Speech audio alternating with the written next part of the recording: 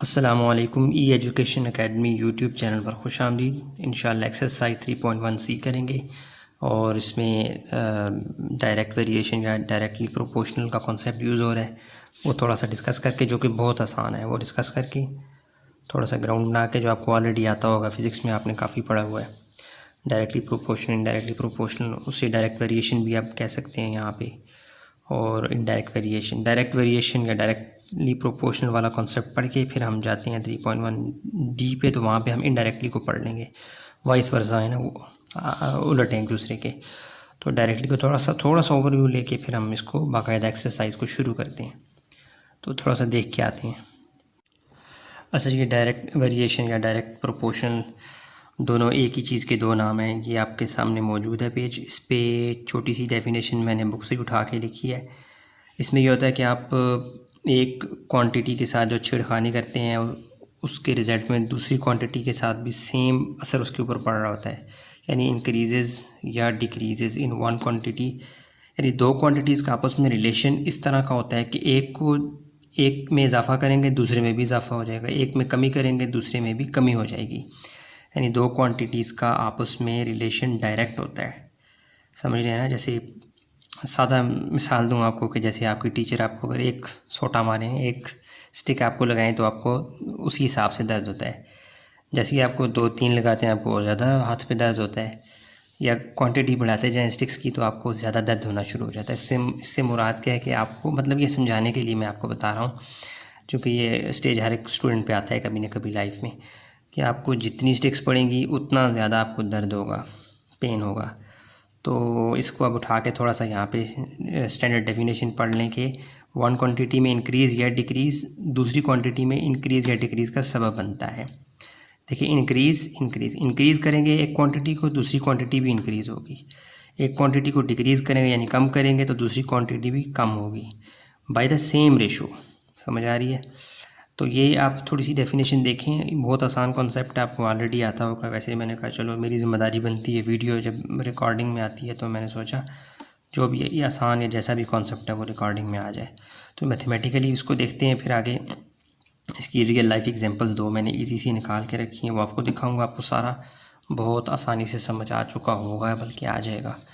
Mathematically इसको आप एक क्वांटिटी को आप वाई कह दें, एक क्वांटिटी को आप एक्स कह दें। जब हमें क्वांटिटीज़ के बारे में एग्जैक्टली ना पता हो तो हम उनको एज्यूम करते हैं वेरिएबल्स के साथ। तो एक क्वांटिटी को आपने वाई कहा, एक क्वांटिटी को आपने एक्स कहा। इन दोनों के दरमियान जो रिलेशन है उसे हमने इस सिंबल से ज़ाहिर करना है। इसे क्या कहते हैं? रीड एज वेरीज एज, या आप इसको कह सकते हैं y directly proportional to x. Book में आपका यहीं तक है, यहाँ तक नहीं है। ये आपको फिज़िक्स के अंदर आपको ये कॉन्सेप्ट देखने को ज़्यादा मिलता होगा। तो ये दोनों एक ही चीज़ें हैं, आपने ज़्यादा कंफ्यूज नहीं होना। तो y directly proportional to x, इसकी एक और निशानी मैं जब पढ़ता था स्टूडेंट लाइफ में, तो मैं ऐसे रखता था कि जब मैं देखता था वेरिएबल आमने सामने है, ऊपर नीचे नहीं, यानी 1/बाई की फॉर्म में नहीं है, यानी एक्स नीचे होता वाई ऊपर होता, तो मैं कहता ये डायरेक्ट प्रोपोर्शन या डायरेक्ट वेरिएशन नहीं है। तो ये आमने सामने है, तो आप समझ जाइएगा कि ये बिल्कुल बैलेंस्ड है, इधर वाई है इधर एक्स है, तो आप समझ जाइएगा ये क्या है, ये हैं डायरेक्ट वेरिएशन में, डायरेक्टली प्रोपोर्शनल है।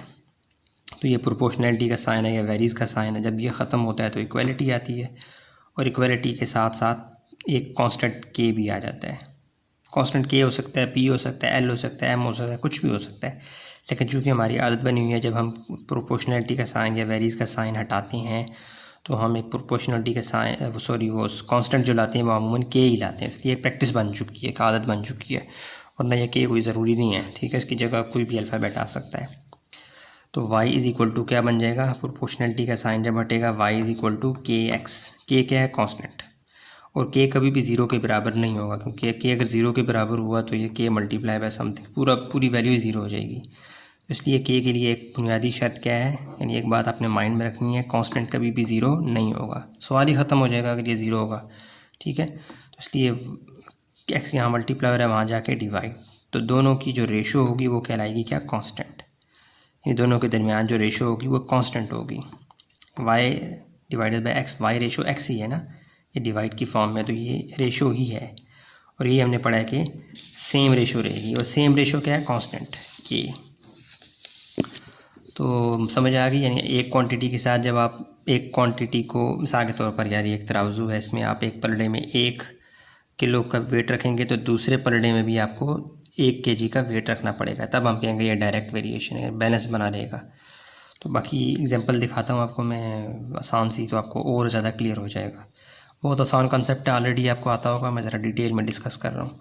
तो मैंने 1-2 पेज और बनाया है, वो मैं आपको दिखाता हूँ। अच्छा जी, एक एग्जांपल नंबर 1 है। मैंने सोचा कि एक आसान सी एग्जांपल, एक नहीं बल्कि 2 आपके लिए तैयार किए हैं। इसमें आप ये देखें कि फ़ाइन और डेज़ का 2 रोज़ आपको बनी हुई नज़र आ रही हैं, ठीक है। इसमें फ़ाइन और डेज़ की पीछे स्टोरी क्या है कि एक स्कूल है, जैसे कि आपका अपना स्कूल होगा, उसमें कुछ ना कुछ फ़ाइन होता है कि आप स्कूल अगर छुट्टी करेंगे एक दिन तो आपको, लेट्स सपोज एक स्कूल है वो 50 रुपये फ़ाइन करता है।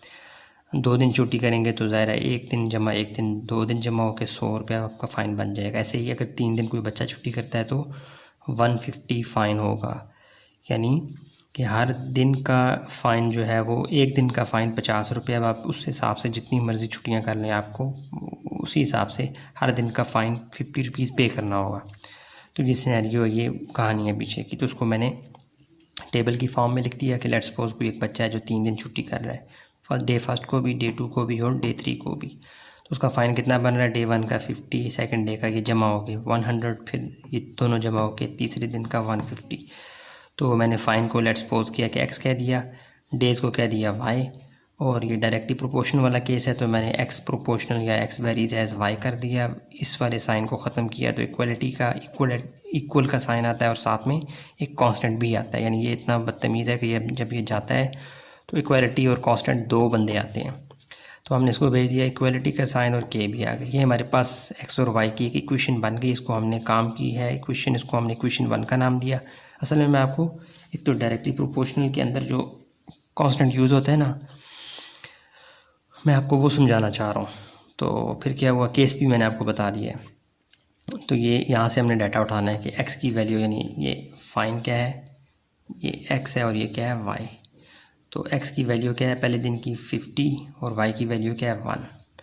तो उठा के हम डालेंगे इक्वेशन 1 में। इक्वेशन 1 बिकम्स क्या हो जाएगी, x की वैल्यू भी जब पता लग जाएगी, y की वैल्यू भी, तो हम इक्वेशन 1 को याद करेंगे, जो कि हमारे याद करने पे फ़ौरन हाजिर होगी। Equation 1 is equal to implies that, इस साइन का मतलब होता है इम्प्लाइज़ दैट। तो x की वैल्यू क्या है, वो x के खाने में डालें 50, x के वैसे का वैसा, y की वैल्यू 1 मल्टीप्लाई बाय एवरीथिंग, कोई चीज़ आती है तो ये हमारे पास क्या आ जाएगा, 50 इज़ इक्वल टू k और k is equal to 50। Constant क्या आ गया, k, और आपको पता है कांस्टेंट कभी भी चेंज नहीं होता। तो इंशाल्लाह ये पूरे केस में जो भी हम वैल्यूज़ x की और y की डालेंगे, k हमेशा क्या निकलता रहेगा, 50 50 50। समझ आ गई। तो ये इस चीज़ की अलामत है कि ये डायरेक्ट प्रोपोर्शनल है और इनका कांस्टेंट सेम है। केस डायरेक्ट वाला है, कांस्टेंट सेम है। वैसे जो भी आगे इनडायरेक्टली प्रोपोर्शनल आएगा उसमें भी आपको कांस्टेंट देखने को मिलेगा, ठीक है। तो ये 50 आ गया यहाँ पे। आगे चलते हैं, when x is equal to 100, यानी कि सेकंड डे की तरफ। डे 2 है और उस फाइन कितना बन गया 100, तो वैल्यूज़ डालें 100 यहाँ पे डाला इक्वेशन 1 में, ठीक है। इक्वेशन 1 को आपने याद कर लेना है।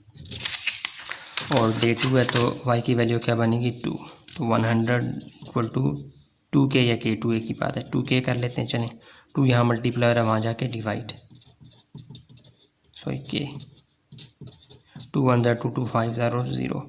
तो k अगेन आपके पास क्या आ गया 50। देखें कांस्टेंट आपको सेम आ रहा है, x और y की वैल्यूज़ बदलती जा रही हैं लेकिन कांस्टेंट सेम आ रहा है। आगे डे 3 के लिए, तीसरे दिन भी छुट्टी की है बच्चे ने और फाइन कितना बन रहा है 150। उठा के वैल्यूज़ डालें, इक्वेशन 1 क्या है जी, x is equal to k y, x क्या है जी 150, k क्या है जी, y क्या है 3, y यहाँ मल्टीप्लाई हो रहा है, वहाँ जाके डिवाइड, 3 1 3 3 5 0। तो 50 इज़ इक्वल टू क्या आ गया k, और सीधा करके लिखें k इज़ इक्वल टू 50। समझ आ गई। एक डायरेक्ट प्रोपोर्शनल का या डायरेक्ट वेरिएशन का एक केस था जो कि बहुत आसान था। आपके स्कूल के अंदर से मैंने वो मिसाल निकाल के आपको दी कि हर दिन अगर आपके स्कूल में 50 रुपया फ़ाइन हो छुट्टी करने पे, तो वो केस कौन सा होगा, डायरेक्ट प्रोपोर्शनल, ठीक है। एक छुट्टी कर रहे हैं आपका 50 रुपया फ़ाइन बन रहा है, 2 छुट्टी कर रहे हैं डबल फ़ाइन बन रहा है, 3 छुट्टी कर रहे हैं और ट्रिपल फ़ाइन बन रहा है। हर दफ़ा आपकी फ़ाइन में 50 रुपीज़ का इजाफा हो रहा है जब आप डेज़ इंक्रीज़ कर रहे हैं। यानी यहाँ पे डेज़ इंक्रीज़ हो रहे हैं, फ़ाइन इंक्रीज़ हो रहा है। डेज़ कम होंगे, फ़ाइन भी कम होगा। समझ आ गई। तो यानी इसमें बढ़ोतरी हो रही है डेज़ में, तो फ़ाइन में भी बढ़ोतरी हो रही है, बढ़ रहे हैं। समझ आ गई? कि डायरेक्ट वेरिएशन की निशानी होती है। इनडायरेक्ट में क्या होता है, आप डेज़ बढ़ाएंगे फ़ाइन कम होना शुरू हो जाएगा। यानी अगर ऐसा होता कि स्कूल वाले आपको कहें कि यार आप जितनी ज़्यादा छुट्टियाँ करेंगे उतना फ़ाइन आपका कम होगा, अगर ऐसा होता तो नहीं, लेकिन अगर ऐसा हो तो वो इनडायरेक्ट वेरिएशन होगी। ठीक है, हाँ इनडायरेक्ट नहीं, इन्वर्स वेरिएशन, नाम गलत बोल गया मैं। तो हम अभी कौन सा पढ़ रहे हैं, डायरेक्ट वेरिएशन या डायरेक्ट प्रोपोर्शन, जो कि बहुत दफ़ा आपने फिज़िक्स में यूज़ किया होगा बार बार। तो चलिए हम देखते हैं एग्जांपल नंबर 2 मेरे पास ही है। ये एग्जांपल आपके सामने, एग्जांपल 1, एग्जांपल 2 को देखते हैं। ये एग्जांपल 2 रेडीमेड पेज है। इसमें देखें, इसमें मैंने थोड़ा सा आपको बाहर ले गया फैक्ट्री में क्या है जी, फैक्ट्री कहती है जी आप हमारे पास 1 घंटा काम करेंगे तो हम आपको 30 रुपये देंगे, 2 घंटे काम करेंगे तो डबल हो जाएगा 60 रुपीज़, यानी पिछले घंटे का जमा दूसरे घंटे का 60 रुपये। 3 घंटे मुसलसल काम करेंगे, 1 + 2 + 3, 30 जमा 30 जमा 30 90 हो जाएगा। समझ आ गई? यानी एक फैक्ट्री है, उसमें काम करने के लिए आपको पर घंटा 30 रुपये मिलेंगे। अब आपकी मर्ज़ी है 10 घंटे काम करें या 1 घंटा काम करें, आपको 30 रुपये के हिसाब से पेमेंट होगी। तो यहाँ भी मैंने अर्निंग को क्या नाम दे दिया, एक्स का, और वाई को नाम दे दिया पर आवर का, यानी हर घंटे का, या आवर्स कर लें वो भी ठीक है। पर आवर से मुराद क्या, हर घंटा। तो अर्निंग होगी एक्स, हर घंटा हो गया वाई। रिलेशन क्या बना, डायरेक्ट रिलेशन, चूँकि मैं आपको डायरेक्ट वेरिएशन करवा रहा हूँ तो x proportion to y, x is equal to k y हो गया। ये क्वेश्चन काम की थी, इसको हम डब्बे में पैक कर लेते हैं और इस क्वेश्चन में अंदर ये यहाँ से उठा के वैल्यूज़ डालेंगे। एक्स की वैल्यू 30, वाई की वैल्यू 1। तो इक्वेशन 1 बिकम्स क्या हो जाएगा, एक्स की जगह उसकी वैल्यू 30, के वैसे का वैसा, वाई की जगह उसकी वैल्यू 30 इज इक्वल टू 1 × के, वही होता है। तो के की वैल्यू क्या आ गई, 30। सेम अब डे 2 है, दूसरा दिन है, और अब दूसरा दिन नहीं है, दूसरा घंटा, यार दिन बोल रहा हूँ, वो पिछली एग्जांपल का माइंड में चल रहा है, घंटे हैं ये। तो दूसरे घंटे में आपकी पेमेंट कितनी होगी, डबल हो गई है। तो इक्वेशन 1 बिकम्स क्या हो जाएगा, एक्स की वैल्यू 60, वाई की वैल्यू 2 यहाँ मल्टीप्लाई है, वहाँ जाके डिवाइड, 2 1 ज़ा 2 2 3 ज़ा 30। तो एक्स की वैल्यू क्या आ गई, के इज़ इक्वल टू 30, अगेन 30 आ गई। समझ आ गई? यहाँ पे कांस्टेंट अपनी वैल्यू चेंज नहीं कर रहा, जबकि एक्स और वाई की वैल्यूज़ मुसलसल बदल रही हैं, लेकिन कांस्टेंट अपनी जगह हर दरम है, वही है।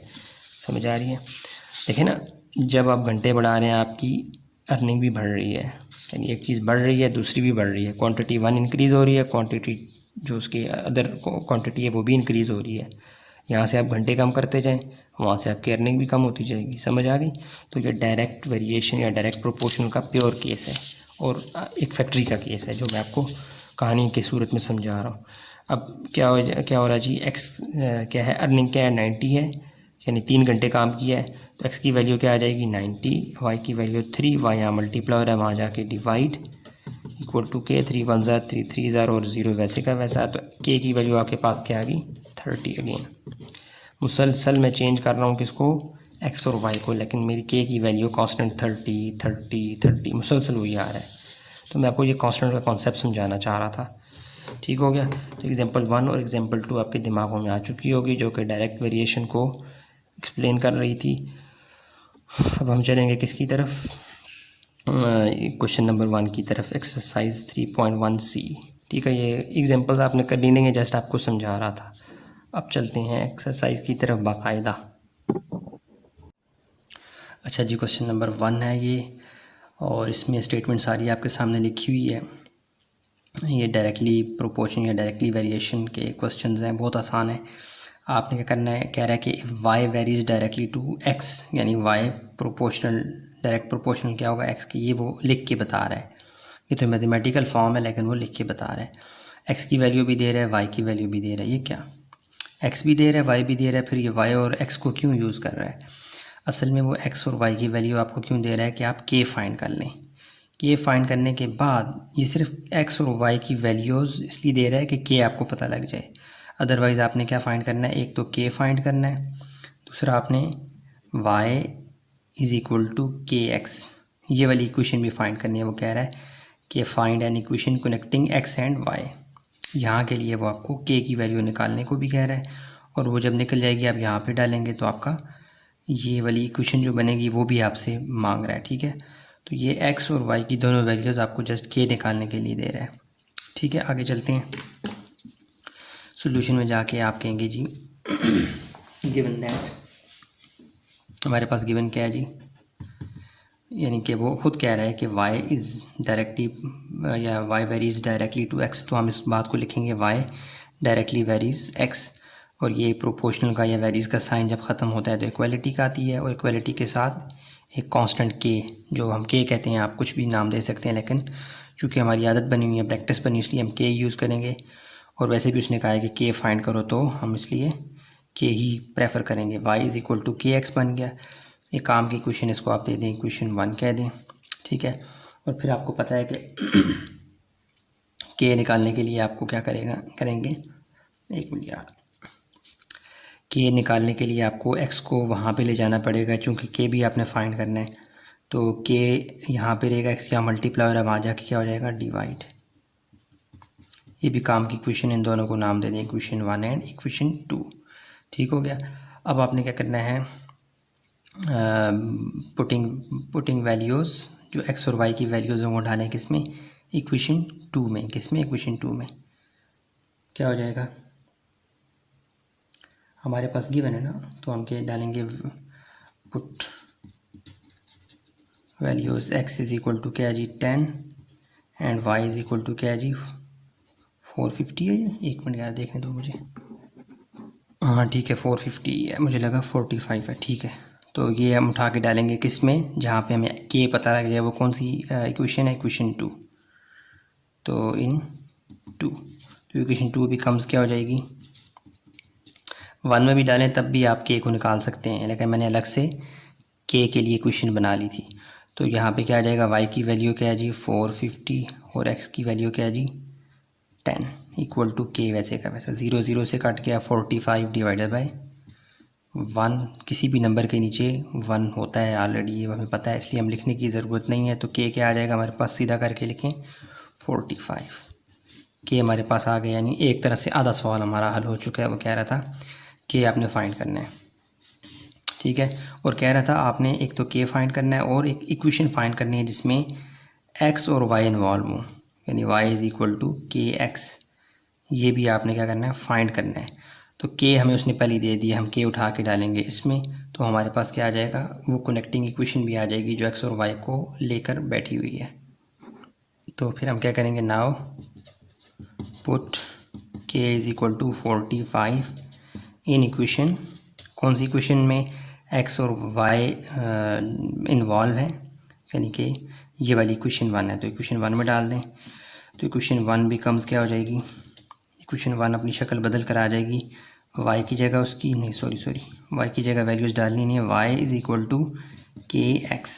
तो y क्या आ जाएगा, k क्या है जी 45, ये वाला x, और ये आपके पास क्या आ गया जी आंसर। ठीक हो गया। उसने हमसे डिमांड की थी कि आपने के फाइंड करना है, कि फाइंड करने के लिए वो एक्स और वाई की वैल्यूज़ आपको दे रहा है। फिर वो कह रहा है कि मुझे वाई और एक्स से मिलकर जो एक इक्वेशन बनती है, इक्वेशन कैसे बनती है, इक्वालिटी का जो साइन होता है ये आपको इक्वेशन बनाने में एक कलीदी यानी एक बुनियादी किरदार अदा करता है। तो आपको ये वाली इक्वेशन बनानी थी। आपके माइंड में आ सकता है कि मैं ये वाली एक्स और ये वाली वाई की वैल्यूज उठा के डाल दूँ जो हमें गिवन है। तो आपने क्या करना है, वो उठा के यहाँ पे नहीं डालनी, क्योंकि फिर आप का जो होगा ना वो क्वेश्चन, ये जो उसमें आपको डिमांड कर रहा है कि y is equal to k x, ये वाली connecting equation, connecting x and y, वो कह रहा है एक्स और y से रिलेटेड जो इक्वेशन बनती है वो निकाल के, तो वो आप नहीं बना पाएंगे। ठीक है, तो ये x और y की वैल्यूज़ जो है वो आपको जस्ट k निकालने के लिए दे रहा है, आपने आके इसको यूज़ यहाँ पे नहीं करना। ठीक हो गया। एक दफ़ा दोबारा क्वेश्चन को जल्दी से रिपीट कर लेते हैं। क्वेश्चन जो था उसमें बताया गया था कि जी y varies directly to x, वो बात हमने यहाँ पे लिखी।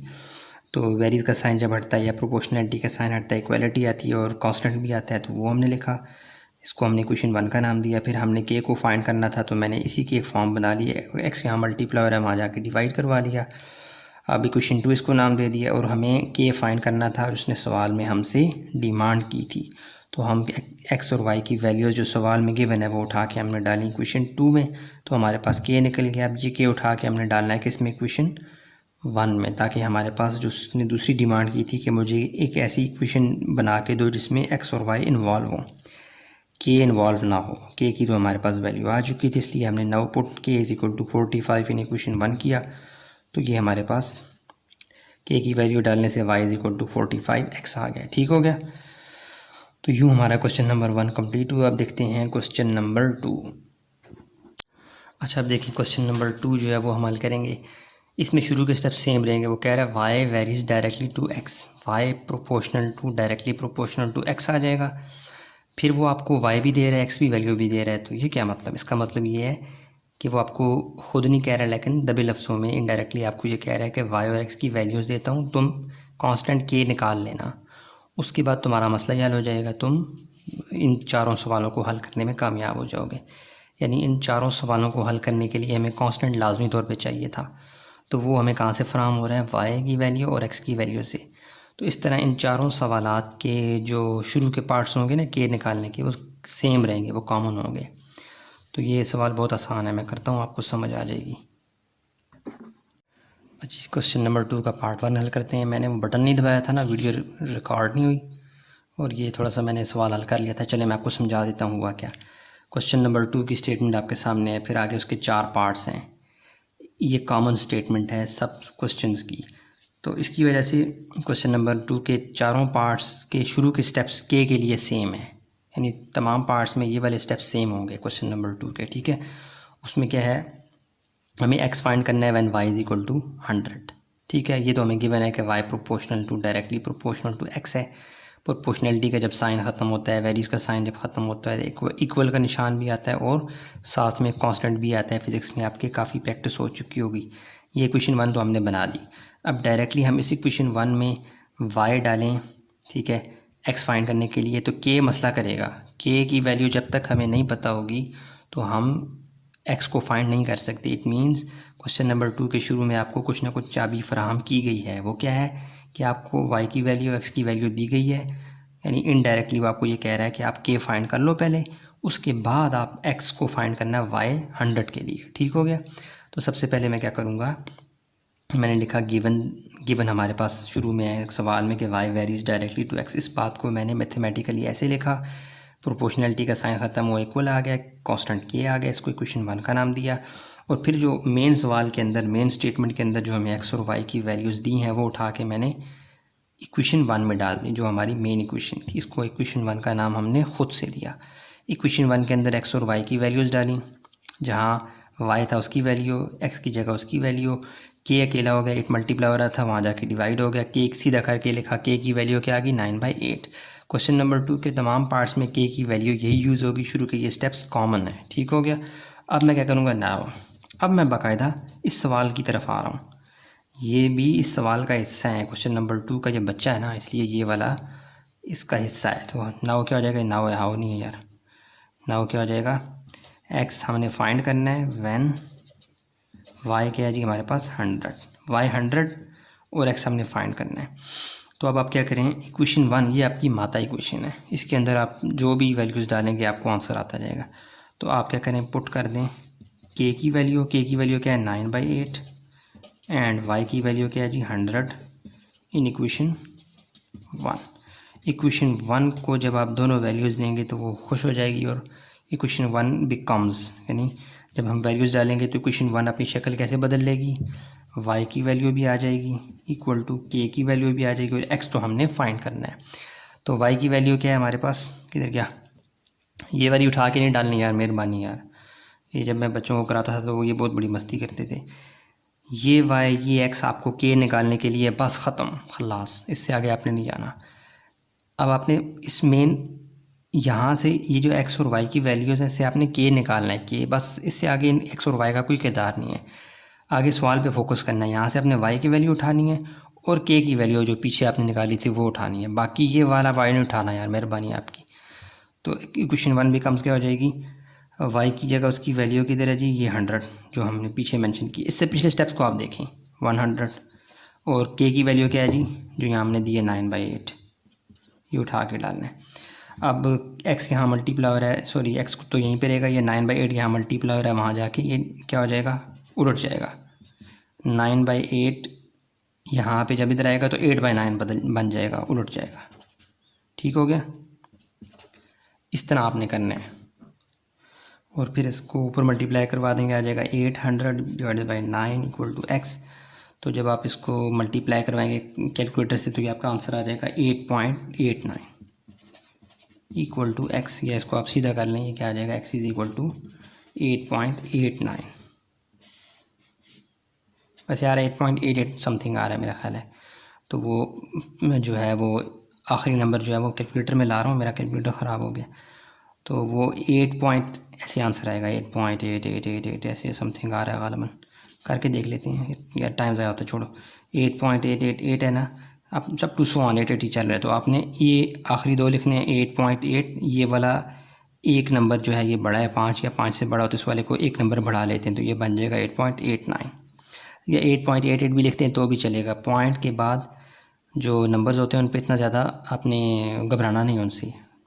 डेसिमल यानी पॉइंट के लेफ़्ट साइड वाले को आपने फोकस में रखना है, बाद में थोड़ी बहुत ऊपर नीचे चेंज हो सकती है, माइन्यूट चेंज होता है बहुत कम सा, उस पर आपने इतना टेंशन नहीं लेनी। ठीक है, ये क्वेश्चन दोबारा एक दफ़ा बता देता हूँ।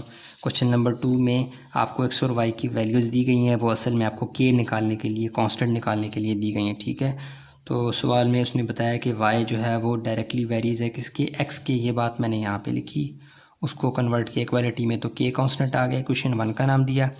फिर हमने जो मेन इक्वेशन में एक्स और वाई की वैल्यूज़ हैं वो उठा के इस इक्वेशन 1 में डाली, तो हमारे पास के आ गया। पता क्या लगा कि सवाल के अंदर जो मेन स्टेटमेंट के अंदर एक्स और वाई की वैल्यूज़ हैं वो असल में के निकालने के लिए। अब हम अपने सवाल पार्ट की तरफ आ रहे हैं, ये इसी के नीचे आपने करना है। तो हमने एक्स फाइंड करना है, वाई की वैल्यू 100 है, ये वाली वाई की वैल्यू 9 नहीं डालना यार, ये वाली डालनी है।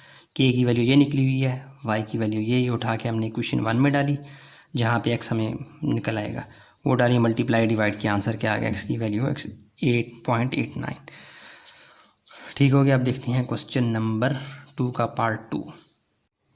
अच्छा जी, क्वेश्चन नंबर 2 का पार्ट 2 है, तो इसमें हम सबसे पहले क्वेश्चन नंबर 2 की जो मेन स्टेटमेंट है वो मैंने नहीं लिखी जगह बचाने के लिए, वो ये है।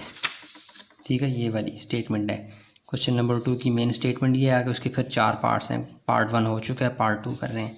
मैंने आपको बताया पिछले पार्ट में, पार्ट 1 में, कि शुरू के ये स्टेप्स के निकालने के लिए सेम रहेंगे, क्योंकि सवाल के अंदर एक्स और वाई की वैल्यूज़ गिवन है। ठीक है, तो ये स्टेप्स हम बार बार करेंगे। तो मैं भी एक दफ़ा दोबारा कर लेता हूँ, फिर मैं नेक्स्ट क्वेश्चन में ये सवाल के स्टेप्स नहीं करूँगा। ठीक है, तो क्या है जी, गिवन क्या है हमारे पास, गिवन ही है यार, गिवन है जी Y varies directly to x है। वाई जब इस साइन को कन्वर्ट करेंगे इक्वालिटी में तो के कांस्टेंट आ जाएगा एक्स, और इसको इक्वेशन 1 का नाम दे दें। Put x is equal to और वाई इज़ इक्वल टू की कुछ वैल्यूज़ क्वेश्चन नंबर 2 की मेन स्टेटमेंट में दी गई हैं। वो किस लिए दी गई थी कि ताकि हम आसानी के साथ के फाइंड कर लें, के आगे फिर यहाँ पे यूज़ होगा इसके लिए और एक्स निकल आएगा। ठीक हो गया। तो अब क्या करेंगे कि एक्स और वाई की वैल्यूज़ क्या हैं, 9 और 8। एक्स की वैल्यू 8 है और वाई की वैल्यू 9 है, ये हमने डालना है इक्वेशन 1 में। तो इक्वेशन 1 फ़ौरन हाजिर हो जाएगी, वाई की वैल्यू इक्वल टू के और एक्स की वैल्यू। वाई की वैल्यू क्या है 9, एक्स की वैल्यू 8। तो के के साथ यहाँ 8 मल्टीप्लाई हो रहा है, वहाँ जाके क्या हो जाएगा डिवाइड, तो के की वैल्यू क्या आ गई 9/8। ठीक हो गया। ये स्टेप्स हर क्वेश्चन नंबर 2 के तमाम पार्ट्स में सेम रहेंगे। अब हम करते हैं, अब हम करेंगे जी, अब इस सवाल की तरफ आ जाते हैं। ना एक्स हमने फाइंड करना है और वाई के हमारे पास 29। अब आप करें put y is equal to 29 and के इज़ इक्वल टू 9/8। किस में, वही मेन हमारी अम्मी इक्वेशन कौन सी है, इक्वेशन 1 में। इक्वेशन 1 बिकम्स क्या हो जाएगी यार, फिर बता रहा हूँ बार बार कि ये वाली वाई की वैल्यू उठा के नहीं डाल देनी, ये वाली प्लीज़। ये एक्स और वाई की वैल्यू जो क्वेश्चन नंबर 2 के मेन पार्ट में है वो जस्ट के निकालने के लिए। ठीक है, ये कंफ्यूज नहीं करना अपने आप को। ये वाली वाई की इक्वेशन अब यूज़ होगी इस एक्स निकालने के लिए। ठीक है, तो एक्स की वैल्यू निकालने के लिए ये वाली वाई की इक्वेशन वैल्यू यूज़ होगी, और के की वैल्यू जो आपने पहले निकाली है वो। ठीक है, तभी तो एक्स निकल पाएगा, वरना यहाँ पे देखें, यहाँ पे अगर आप वाई की वैल्यू 29 डालें, के आपको पता ही नहीं होता, तो एक्स तो आप निकाल ही नहीं सकते थे, इसलिए उसने आपको के पहले फाइंड करके दिया है। तो वाई की 29, एक्स की 9/8 डालें, तो इसमें इक्वेशन 1 में तो क्या बन जाएगा, वाई की वैल्यू इक्वल टू के की वैल्यू और एक्स। वाई और के नाउन है पता है, इसलिए मैंने उनके डब्बे बना दिए हैं। ब्रैकेट्स में कर दिया। तो डालें y की वैल्यू क्या है 29, k की वैल्यू क्या है 9/8, x फाइंड करना है 9/8 वहाँ चला जाएगा तो 29 मल्टीप्लाई बाय 9/8, यहाँ से जब वहाँ जाएंगे तो उलट जाएंगे, 8 ऊपर 9 नीचे। अब 8 मल्टीप्लाई बाय 29 कर दें, डिवाइडेड बाय 9 कर दें, बात ख़त्म। ये आ गया कैलकुलेटर, 29 मल्टीप्लाई बाय 8 क्या आ गया 232, तो डिवाइडेड बाय क्या आ जाएगा 9, 25.777, तो ये आ जाएगा 25 पॉइंट, देखें 7 सारे डालें कोई फ़ायदा नहीं है, 7 डालें। और आपको ये आपने पढ़ा होगा कि पॉइंट के बाद जो एक नंबर अगर आप कम करके लिखना चाहें तो ये 5 या 5 से बड़ा हो तो उससे लेफ़्ट साइड वाले को हम एक नंबर और बढ़ा देते हैं। 7 तो आपने लिख दिया ऐसे कैसा, ये वाला 7 जो है ये 5 या 5 से बड़ा है तो हम इस वाले को बढ़ा देंगे, क्या कर देंगे 8। जस्ट ऐसे करने से ये जो बाकी 7 है इनकी कमी पूरी हो जाएगी। तो आंसर क्या आ गया 25.78। इसको सीधा करके लिखें, x इज़ इक्वल टू और 25.78, ठीक हो गया। ये हमारे पास आंसर आ गया x का, ठीक है। तो मैंने बुक में नहीं देखा आंसर, थोड़ा बहुत 19-20 फ़र्क हो सकता है, वो भी पॉइंट के बाद हूबहू ये भी हो सकता है या थोड़ा बहुत फ़र्क हो सकता है। ये 25 सेम रहेगा, लेफ़्ट साइड वाला नंबर एग्जैक्टली मैच करेगा, पॉइंट के बाद शायद थोड़ा बहुत डिफरेंस हो सकता है। वो डेसिमल में इतना, पॉइंट के बाद इतना थोड़ा बहुत डिफरेंस जो है ना वो आप बर्दाश्त किया करें, वो गलती नहीं होती। तो ये उनके लिए जो लकीर के फ़कीर होते हैं, जो कहते हैं हूबहू एज इट इज़ आंसर क्यों नहीं आया। अच्छा, ये स्टेटमेंट थी क्वेश्चन नंबर 2 की, मेन स्टेटमेंट आप बुक से देखेंगे, ये क्वेश्चन नंबर 2 का लिखा हुआ है। उसके बाद हमने ये वाले स्टेप्स फाइंड किए के के लिए, ये उसने मेंशन किया था कि वाई वेरीज एक्स है तो हमने इसको ऐसे लिखा, इक्वलिटी डाल के के लिखा, क्वेश्चन 1 का नाम दिया, x is equal to 8, y is equal to 9, यहाँ पर तो आपको नज़र नहीं आ रहा, लेकिन क्वेश्चन नंबर 2 की मेन स्टेटमेंट में ये बातें लिखी हुई हैं। वो x और y की वैल्यूज़ उठा के यहाँ पे डाली ताकि हमारे पास के निकल आए, के आ गया, अब हम खुश हो गए। अब हमने इस अपना जो मेन क्वेश्चन है पार्ट है इसकी तरफ आ गए, हमें पता है कि x फाइंड करना है और y 29 है, तो y की वैल्यू 29 और k की वैल्यू 9/8 जो कि हमने पहले फाइंड कर ली, उठा के डालेंगे इक्वेशन 1 में। ये इक्वेशन 1 एज इट इज़ आ गई, यहाँ पे y की जगह डब्बा बना दिया यानी ब्रैकेट्स, और k की जगह ब्रैकेट, उसके अंदर उनकी वैल्यूज़ डाल दी, यानी y की वैल्यू 29, k की वैल्यू 9/8। 9/8 यहाँ से जब वहाँ गया तो उलट गया, 8 मल्टीप्लाई बाई 29 किया, ये आ गया, डिवाइडेड बाई 9 किया, ये आ गया, ठीक है। ये हमारा आंसर आ गया। उम्मीद करता हूँ आपको समझ आई होगी। अब देखते हैं क्वेश्चन नंबर 2 का पार्ट 3। अच्छा जी, क्वेश्चन नंबर 2 का पार्ट 3 है, थोड़ा सा मैंने हल किया हुआ है। हल असल में कैसे किया हुआ है, क्वेश्चन नंबर 2 की जो मेन स्टेटमेंट है वो मैंने नहीं लिखी। अगर आप क्वेश्चन नंबर 2 के दोनों पार्ट्स करके आ रहे हैं तो आपको बात समझ आ चुकी होगी, फिर भी जो यहाँ से देख रहे हैं उनके लिए अर्ज़ करूँ। क्वेश्चन नंबर 2 की स्टेटमेंट ये है जिसमें बताया गया y varies directly to x है और y is equal to x की वैल्यू दोनों गिवन है ताकि हम के निकाल लें। तो क्वेश्चन नंबर 2 के चारों पार्ट्स के शुरू के स्टेप्स के निकालने के लिए सेम है, वो मैंने कर लिए थे। तो y directly proportional to x किया, y is equal to k x किया, क्वेश्चन 1 का नाम दिया। क्वेश्चन नंबर 2 की मेन स्टेट में एक्स और वाई गिवन है ऑलरेडी, जस्ट वो उठा के डाले तो के की वैल्यू क्या आ गई 9/8। अब एक तरह से ये सवाल जो है क्वेश्चन नंबर 2 का थर्ड पार्ट शुरू, तो यहाँ से ये स्टेप्स भी लाजमी करने हैं आपने, ठीक है। लेकिन एक तरह से अब जो है ना क्वेश्चन नंबर 2 का पार्ट 3 बाकायदा से शुरू हुआ, जिसमें हम कहेंगे नाउ वाई हमने फाइंड करना है एक्स, एंड एक्स हमारे पास क्या है 54। तो हम डालेंगे पुट के भी डालेंगे, एक्स की वैल्यू डालें, एक्स की वैल्यू 54 डालें और के की वैल्यू 9/8 इन इक्वेशन 1, ठीक हो गया। तभी तो हमारे पास y निकलेगा ना, समझ आ रही है।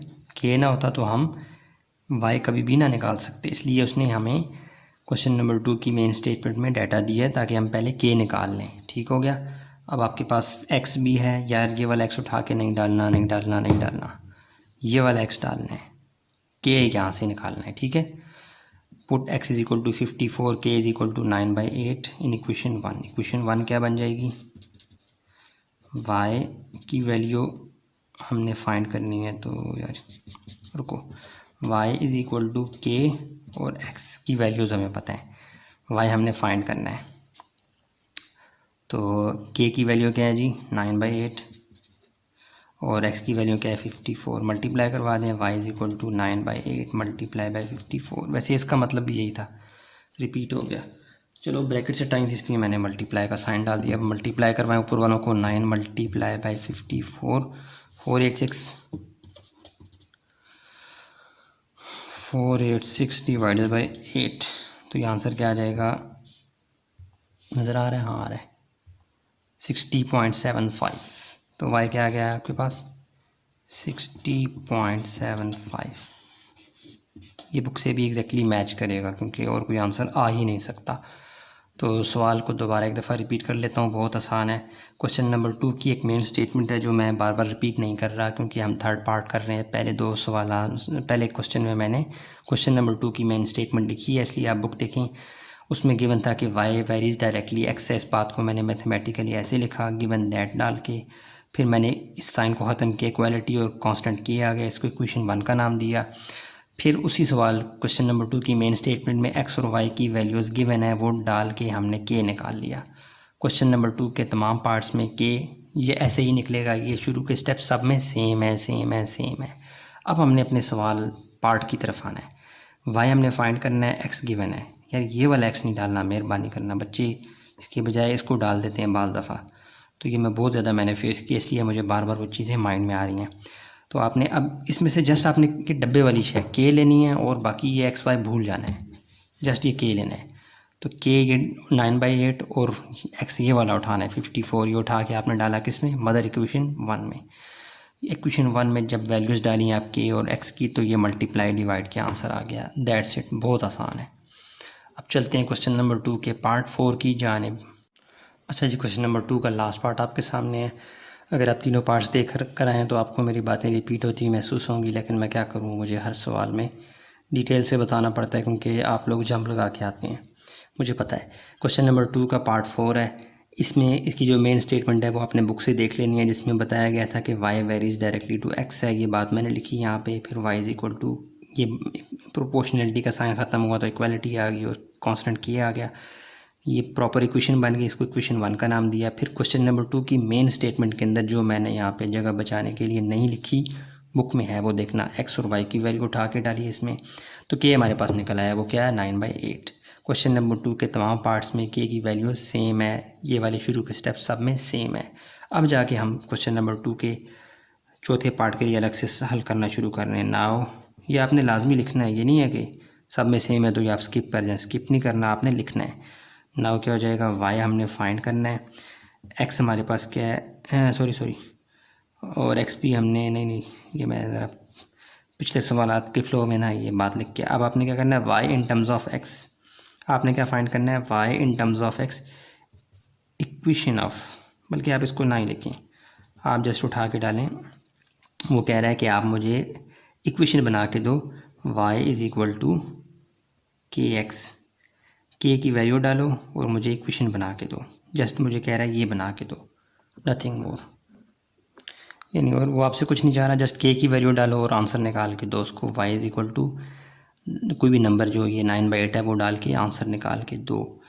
तो चूंकि पिछले सवालात जो तीनों पार्ट्स थे उनमें y या x फाइंड करना होता था और दूसरा जो वेरिएबल था उसकी वैल्यू गिवन होती थी, इसलिए मैंने फ्लो में ये लिख दिया था, कन्फ्यूज़ नहीं होना, ठीक है। तो हम जस्ट यहाँ पर लिखेंगे put k is equal to 9/8। हमारे पास और कोई वैल्यू नहीं, हम उठा के डाल देंगे किस में, इक्वेशन 1 में। उसने हमें कहा ही नहीं कि y x फाइंड करो, वो कहता है मुझे y और x की इक्वेशन बना के दो। तो इक्वेशन तो ये बनी हुई है, y वैसे का वैसा, k की वैल्यू आपने डालनी है, जस्ट वो क्या है वो डाल देनी है 9/8। देखिए एक तो तरह से तो आपके पास आंसर आ गया है 9/8x, ये आपके पास आंसर आ गया है, लेकिन 9/8 को मैंने बुक में देखा है उसने 9/8 को डिवाइड करवा दिया है और जो डेसिमल में पॉइंट में आंसर आ रहा है वो लिखा है। तो ये कर देते हैं 9/8, ये क्या आ रहा है 1.125। तो आपका आंसर क्या आ जाएगा, y इज़ इक्वल टू 1.125 और x, ये आपका आंसर है। इस दफ़ा उसने आपको ना x फाइंड करने को कहा है ना y फाइंड करने को कहा है, जस्ट कहता है k डालो और जो इक्वेशन बन रही है x और y इन्वॉल्व है जिसके अंदर मौजूद है, मुझे वो निकाल के दो। ये हमारा आंसर एक ये, और ये तो पहले से चलता आ रहा है, असल में हमारा आंसर ये है। तो ये बहुत ही आसान सवाल था बाकियों की निस्बत, ये वाले स्टेप सेम है, मैं रिपीट नहीं करता कि हमें क्वेश्चन में गिवन था y is equal proportional to x, इसको हमने इसमें कन्वर्ट किया, क्वेश्चन 1 दिया, वैल्यूज़ x और y की गिवन थी, वो उठा के डाली, k आ गया, और फिर उसने कहा था कि मुझे y और x की इक्वेशन बना के दो, इट मीन्स कि कह रहा है k डाल के दो 1 में, तो हमने क्या किया, जस्ट k को पुट किया इसमें, 9/8 आ गया, ऐसे ही रहने देते, लेकिन बुक में ये आंसर है तो 9/8 को डिवाइड करवाया, 1.125 आंसर ला दिया। ठीक हो गया। वैसे भी ये फ्रैक्शन या ये बट्टे की फॉर्म में, डिवाइड की फॉर्म में हम नंबर को नहीं रखते, हमने इसको कन्वर्ट करवा दिया कैलकुलेटर से पूछ के, और वो इजीली कन्वर्ट हो गया। अब y is equal to 1.125x हमारे पास आंसर है। अब देखते हैं क्वेश्चन नंबर 3 के पार्ट्स को, या 3 को, जो भी है। अच्छा जी, क्वेश्चन नंबर 3 को देख लें। जैसे क्वेश्चन नंबर 2 था ना, उसके पार्ट्स ज़्यादा हैं, क्वेश्चन नंबर 3 के पार्ट्स a और b बस 2 ही हैं, लेकिन काम वैसे ही करना है आपने। उसने l और m की वैल्यूज़ दी हैं और कह रहा है l वेरीज, जैसे उसने y और x का नाम बदल दिया, यहाँ पे y और x की जगह उसने क्या नाम ले लिया, LM। कंफ्यूज नहीं होना आपने, capital L capital M। L directly proportional है या वेरीज डायरेक्टली है m के, और l और m की वैल्यूज़ दे रहा है। क्या मतलब वो कह रहा है कि k फाइंड करके दो, ये कांस्टेंट है वो k निकालो और आगे बढ़ो। वो फिर k की वैल्यू यहाँ भी यूज़ होगी, यहाँ भी यूज़ होगी, जैसे क्वेश्चन नंबर 2 में आपने किया था, सेम वही काम करना है। जस्ट इस दफ़ा उसने आपका माइंड चेंज किया, y और x की बजाय उसने l और m यूज़ किया, बाकी सब स्टेप सेम है, बहुत आसान है। ठीक है, तो अब इसको देखते हैं, करते हैं स्टेटमेंट। एक मिनट रुको यार, ये आ गया जी हमारे पास पेज तैयार शुदा है, आपके लिए मेहनत करके रखी हुई है। स्टेटमेंट लिखी हुई है, l varies directly to m and l is this one, m is this one. Solution में जाके हम कहेंगे गिवन दैट, वैसे according to given question, given statement, ये वो लंबा लिखने के बजाय जस्ट गिवन लिखा। l वेरीज है m के, कैपिटल L वेरीज है डायरेक्टली m के, लिख दिया। ये बात जो उसने अल्फ़ाबेटिकली इंग्लिश में लिखी हुई थी, उसको हमने मैथमेटिकली कितना शॉर्ट कर लिया। ये जो 3 वर्ड हैं, इनका मतलब ये यहाँ तक है। ठीक है, यानी इतनी मैथ जो है वो सिंबल्स की ज़ुबान है ना, तो इसमें देखो कितनी छोटी सी जगह पे हमने कितनी बड़ी बात कह दी। l प्रोपोर्शनल टू m है, डायरेक्टली प्रोपोर्शनल, तो ये वाले साइन ख़त्म जब होगा इक्वालिटी आ जाएगी, और कांस्टेंट हम k ही रखेंगे। ठीक है, हम उसके आदी हैं। अब इसको आप दे दें इक्वेशन 1। अब आपने डालना है l और m की वैल्यूज़, क्योंकि उसने आपको दी इसीलिए थी कि आप कांस्टेंट k निकालें, तो आप डालें put l is equal to 30, m is equal to 9 in equation 1। Equation 1 की शक्ल क्या बन जाएगी, l की वैल्यू भी डालें, k तो नहीं पता, m की वैल्यू भी डालें। l क्या है जी 30, m क्या है 9 या मल्टीप्लाई और वहाँ जाके क्या हो जाएगा डिवाइड, तो ये 9 30 डायरेक्टली नहीं करता, 3 की टेबल से कट जाएगा, 3 1 3 3 और 3 1 3 0 0 वैसे का वैसा, 3 10 30 यार, सिंपल है। तो k आपके पास सीधा करके लिखें, क्या आ जाएगा, k इज़ इक्वल टू 10/3, 13/3। तो ये आपके पास जो स्टेप्स हैं, ये क्वेश्चन नंबर 3 के पार्ट बी के लिए भी सेम है, मैं वहाँ पे भी कर दूँगा। अब आपने करना है ये आ वैल्यू ऑफ m है, ये आ भी आपने फाइंड नहीं करना, ये आ वो एक वाला आ है, वैल्यू ऑफ, इसको काट ही दें, वैल्यू ऑफ m फाइंड करना है आपने। l आपके पास क्या है जी 39। अब आप करें put k is equal to ये वाला 10/3 and l is equal to 39, किसमें, इक्वेशन 1 में। इक्वेशन 1 बिकम्स क्या हो जाएगी, फिर बता रहा हूँ, यहाँ पे l 39 है, यहाँ पे आपको एक और l नज़र आ रहा है 30, इसके साथ मिक्स नहीं कर देना आपने। जब ये वाला 30 और ये वाला m जो है, ये आपने जस्ट k निकालने के लिए यूज़ करना है। जो क्वेश्चन नंबर 3 की मेन स्टेटमेंट में l और m की वैल्यूज़ दी गई हैं, वो जस्ट आपको k निकालने के लिए, कांस्टेंट निकालने के लिए दी गई हैं। आगे आपने इनको यूज़ नहीं करना, आगे जस्ट k को यूज़ करना है। ये आप दिमाग में ठोक ठोक के बिठा लें। अक्सर बच्चे ये वाली l और m की वैल्यूज़ यूज़ कर जाते हैं, ये नहीं करनी है आपने। क्वेश्चन में घुसना है, यहाँ पे जो l है वो यूज़ करना है, m तो आपने फाइंड करना है। तो क्या हो जाएगा, वरना अगर आप m फाइंड करना है तो m तो यहाँ से मिला हुआ 9, तो आप कहेंगे 9 है, नहीं ऐसे नहीं होगा। ये l और m आपको जस्ट k फाइंड करने के लिए दिया गया है। तो k की वैल्यू, l की वैल्यू क्वेश्चन 1 में डालें, l की वैल्यू क्या है वो डालें, k की वैल्यू क्या है वो डालें, और m तो आपको फाइंड करना है। l की जगह क्या डालेंगे 39, k की जगह क्या डालेंगे 10/3। 10/3 m फाइंड करना है, 10/3 को वहाँ ले जाएं, चला तो जाएगा लेकिन उलट जाएगा। 39 मल्टीप्लाई बाई क्या हो जाएगा 3/10 इक्वल टू m। तो अब ये 39 मल्टीप्लाई बाई 3 कर दें, ये आ जाएगा 117, नज़र आ रहा है 117/10 equal to m। 117 divided by 11.7, या इसको आप सीधा कर लें तो ये क्या आ जाएगा, ठीक हो गया। क्वेश्चन नंबर 3 का पार्ट ए हमारे पास हल हो चुका है, जो कि बहुत आसान है। उसमें क्या था जी कि स्टेटमेंट, जो मेन स्टेटमेंट है क्वेश्चन नंबर 3 की, उसमें लिखा हुआ है कि एल डायरेक्टली प्रोपोर्शनल है एम के, वो बात लिखी। वेरीज के साइन को प्रोपोर्शनल के साइन को कन्वर्ट किया इक्वालिटी में, तो कांस्टेंट के आ गया, इसको इक्वेशन 1 का नाम दिया। सवाल में मेन स्टेटमेंट में एल और एम गिवन है, वो उठा के डाले तो के आ गया। ये एल और एम हमें के निकालने के लिए दिए जाते हैं। फिर हम चले गए क्या, मेन जो क्वेश्चन नंबर 3 का पार्ट है उसमें चले गए। उसमें हमने एम फाइंड करना था और एल गिवन था, के भी निकला हुआ था। एम फाइंड करने में रुकावट क्या थी, एक तो के रुकावट और एक एल रुकावट है। तो के हमने पहले निकाल लिया, हमने लिखा put k is equal to and l is equal to in equation 1, उसमें डाल दिया, जहाँ पे के और एल की वैल्यू थी वहाँ पे डाल दी। एम यहीं पे रहा 10/3, यहाँ जाके उलट गया, 3 नीचे था ऊपर आ गया, 10 ऊपर था नीचे चला गया। मल्टीप्लाई डिवाइड की आंसर क्या आ गया 11.7। ठीक हो गया, क्वेश्चन नंबर 3 का पार्ट ए हो चुका है। अब देखते हैं क्वेश्चन नंबर 3 का पार्ट बी, जिसमें ये वाले स्टेप्स सेम रहेंगे। ठीक हो गया, देखते हैं उसको भी। अच्छा जी, क्वेश्चन नंबर 3 का पार्ट बी है। पार्ट ए मैंने कर दिया आपके लिए, और उसमें जो स्टेप्स थे वो कॉमन है इसमें भी कुछ। क्यों, क्योंकि क्वेश्चन नंबर 3 की जो मेन स्टेटमेंट है वो मैंने यहाँ पे जगह बचाने के लिए नहीं लिखी, वो ये है। इसमें एल और एम की वैल्यूज़ आपको दी गई हैं और बताया गया कि एल वेरीज डायरेक्टली है किसके, एम के। शुरू के स्टेप सेम रहेंगे क्योंकि के निकालना है आप, के इसमें भी 10/3 ही निकलेगा, और फिर आगे हम वैल्यूज़ यूज़ करेंगे और जो अननोन है वो फाइंड करेंगे। तो ये शुरू के स्टेप्स इसके सेम है, मैं कर देता हूँ। सॉल्यूशन में जाएं, गिवन हमारे पास क्या है जी,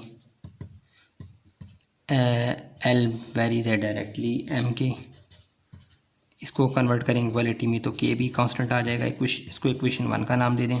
अब आपको क्वेश्चन नंबर 3 की मेन स्टेटमेंट में एल और एम की वैल्यूज़ गिवन है, वो क्या है, एल इज़ इक्वल टू क्या है जी 30 और एम इज़ इक्वल टू 9। इसको आप इक्वेशन 1 में डाल दें। इक्वेशन 1 क्या बन जाएगी, 30 इज़ इक्वल टू के 9, तो 9 यहाँ जाके क्या हो जाएगा डिवाइड 3 3 ज़ार 3 10 ज़ार, तो के की वैल्यू क्या आ जाएगी सीधा होके 10/3। ये स्टेप्स शुरू में क्वेश्चन नंबर 3 के दोनों पार्ट्स में सेम है। अब हमारा यहाँ से असल सफ़र शुरू होता है। नाउ एल हमने फाइंड करना है और एम हमारे पास क्या है जी 12। अब आपने क्या करना है, पुट करना है। देखिए यहाँ पे एम की वैल्यू तो हमारे पास गिवन है 12, वो डालेंगे तो हमारे पास एल नहीं आएगा जब तक हमें के नहीं पता होगा। के तो हमें पहले ही पता है, उसने पहले ही हमें चाबी दी हुई है, तो आप डालें k is equal to 10/3 and m is equal to ये वाला m, ये वाला m नहीं उठाना मेहरबानी करके, ये वाला उठाना 12 इन इक्वेशन 1। तो इक्वेशन 1 अपनी शक्ल बदल कर आ जाएगी क्या, l की वैल्यू आपने फाइंड करनी है तो वैसे का वैसा k की वैल्यू और m की वैल्यू आपको पता है डाल दें। k क्या है 10/3, m क्या है 12, तो ये क्या है 12 10 ज़ार 120 और 3 1 ज़ार 3 3 4 ज़ार 12 0, वैसे का वैसा एल आपके पास क्या आ गया 40। कितना आसान है, ये तो बहुत ही ज़्यादा हलवा था।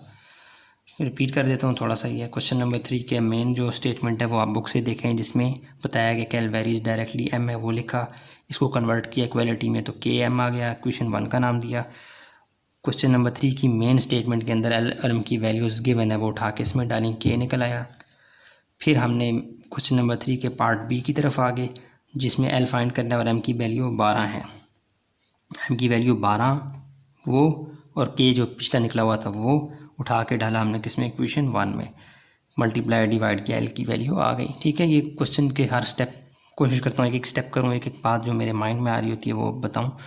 उम्मीद करता हूँ आपको समझ आई होगी। अब चलते हैं क्वेश्चन नंबर 4 की तरफ। अच्छा जी, क्वेश्चन नंबर 4 के 3 पार्ट्स हैं। और ये आसान है, लेकिन टेबल की फॉर्म में है तो थोड़ा सा टेस्ट अलग है इनका, ठीक है। लेकिन जो अगर आपने पहले क्वेश्चन नंबर 1 2 3 कर लिए हैं ना, तो ये आपको बहुत आसानी से समझ आ जाएंगे। जस्ट आपने टेबल्स को फिल करना है। क्वेश्चन नंबर 4 की मेन स्टेटमेंट क्या है, वाई डायरेक्टली वेरीज है एक्स के। ये सब में आपको एक चाबी दे दी है उसने कि यार ये स्टेटमेंट सब में क्वेश्चन नंबर 4 के तमाम पार्ट्स के लिए सेम है। तो हम यहीं से आगाज़ करेंगे। ये टेबल हमने असल में फिल करना है। एक्स हमें 2 है, ऐसा कॉलम में देखना है। ये जो खड़ी लाइनें होती हैं इसे कॉलम कहते हैं। आपने कॉलम पे फोकस करना है। एक्स, ये एक्स वाली रो है, ये वाई वाली रो है। एक्स की वैल्यू 2 है, वाई हमें नहीं पता। एक्स की वैल्यू नहीं पता, वाई की वैल्यू पता है, वो क्या है 8। एक्स की वैल्यू भी पता है, वाई की वैल्यू भी पता है। एक्स की वैल्यू नहीं पता, वाई की वैल्यू आपको पता है। तो जो जो आपको समझ आ रही है, ये जो सवालिया निशान है ये आपने फाइंड करने हैं। तो क्वेश्चन आसान है, एक दफ़ा आप करेंगे आपको समझ आ जाएगी। सोल्यूशन में जाएं। सबसे पहले आप ऐलान करें कि हमारे पास गिवन क्या है जी। हमारे पास गिवन या according to given question condition वो क्या है, वाई वेरीज डायरेक्टली क्या है एक्स के। तो वो लिखें। ये बात लिखते ही आपके पास सवाल हल होना शुरू हो जाएगा। वाई इस साइन को वेरीज के या प्रोपोर्शनल के साइन को जब आप ख़त्म करते हैं तो इक्वलिटी आती है, और साथ में लाजमी तौर पे एक कांस्टेंट के मशहूर व मारूफ वो आता है। इसको आपने इक्वेशन 1 का नाम देते हैं। ये बड़े काम की इक्वेशन है, ये आपका पूरा सवाल हल कर देगी। अच्छा, आप क्या करना है जी, देखिए आपको ये यहाँ पे ये समझ लें कि क्वेश्चन नंबर 4 का पार्ट 1 जो है इसमें मज़ीद आगे 1 2 3 सवाल हैं बने हुए हैं। कैसे, एक्स पता होगा आपको वाई फाइंड करना होगा, वाई पता होगा आपको एक्स फाइंड करना होगा। इसी तरह एक्स नहीं पता, वाई पता है तो आपको ये एक्स फाइंड करना होगा। सब में आपको जो चीज़ कमी फील होगी वो क्या होगी, के की। के जब तक आपको नहीं पता होगा तो आप तब तक इन दोनों में से किसी एक को फाइंड नहीं कर सकते। तो वो चाबी उसने ऑलरेडी आपको दी हुई है। अगर आप और करें कि जितने भी कॉलम है, ये कॉलम आपको समझते हैं ना, जो वर्टिकल लाइंस होती हैं, मैट्रिसेस आपने 9th में पढ़ी हुई हैं। ये जो वर्टिकल लाइंस होती हैं ये कॉलम कहलाती हैं, और जो हॉरिजॉन्टल लाइंस होती हैं ये रोज़। तो ये आपने वर्टिकल कॉलम्स को देखना है। आप देखें ये वर्टिकल कॉलम में एक वैल्यू है एक्स की, वाई की नहीं है। इसी तरह एक्स की यहाँ नहीं है और वाई की है। लेकिन यहाँ पे आपको हर क्वेश्चन नंबर 4 के तमाम पार्ट्स में एक कॉलम ऐसा ज़रूर मिलेगा जिसमें एक्स भी पता होगा और वाई भी पता होगा।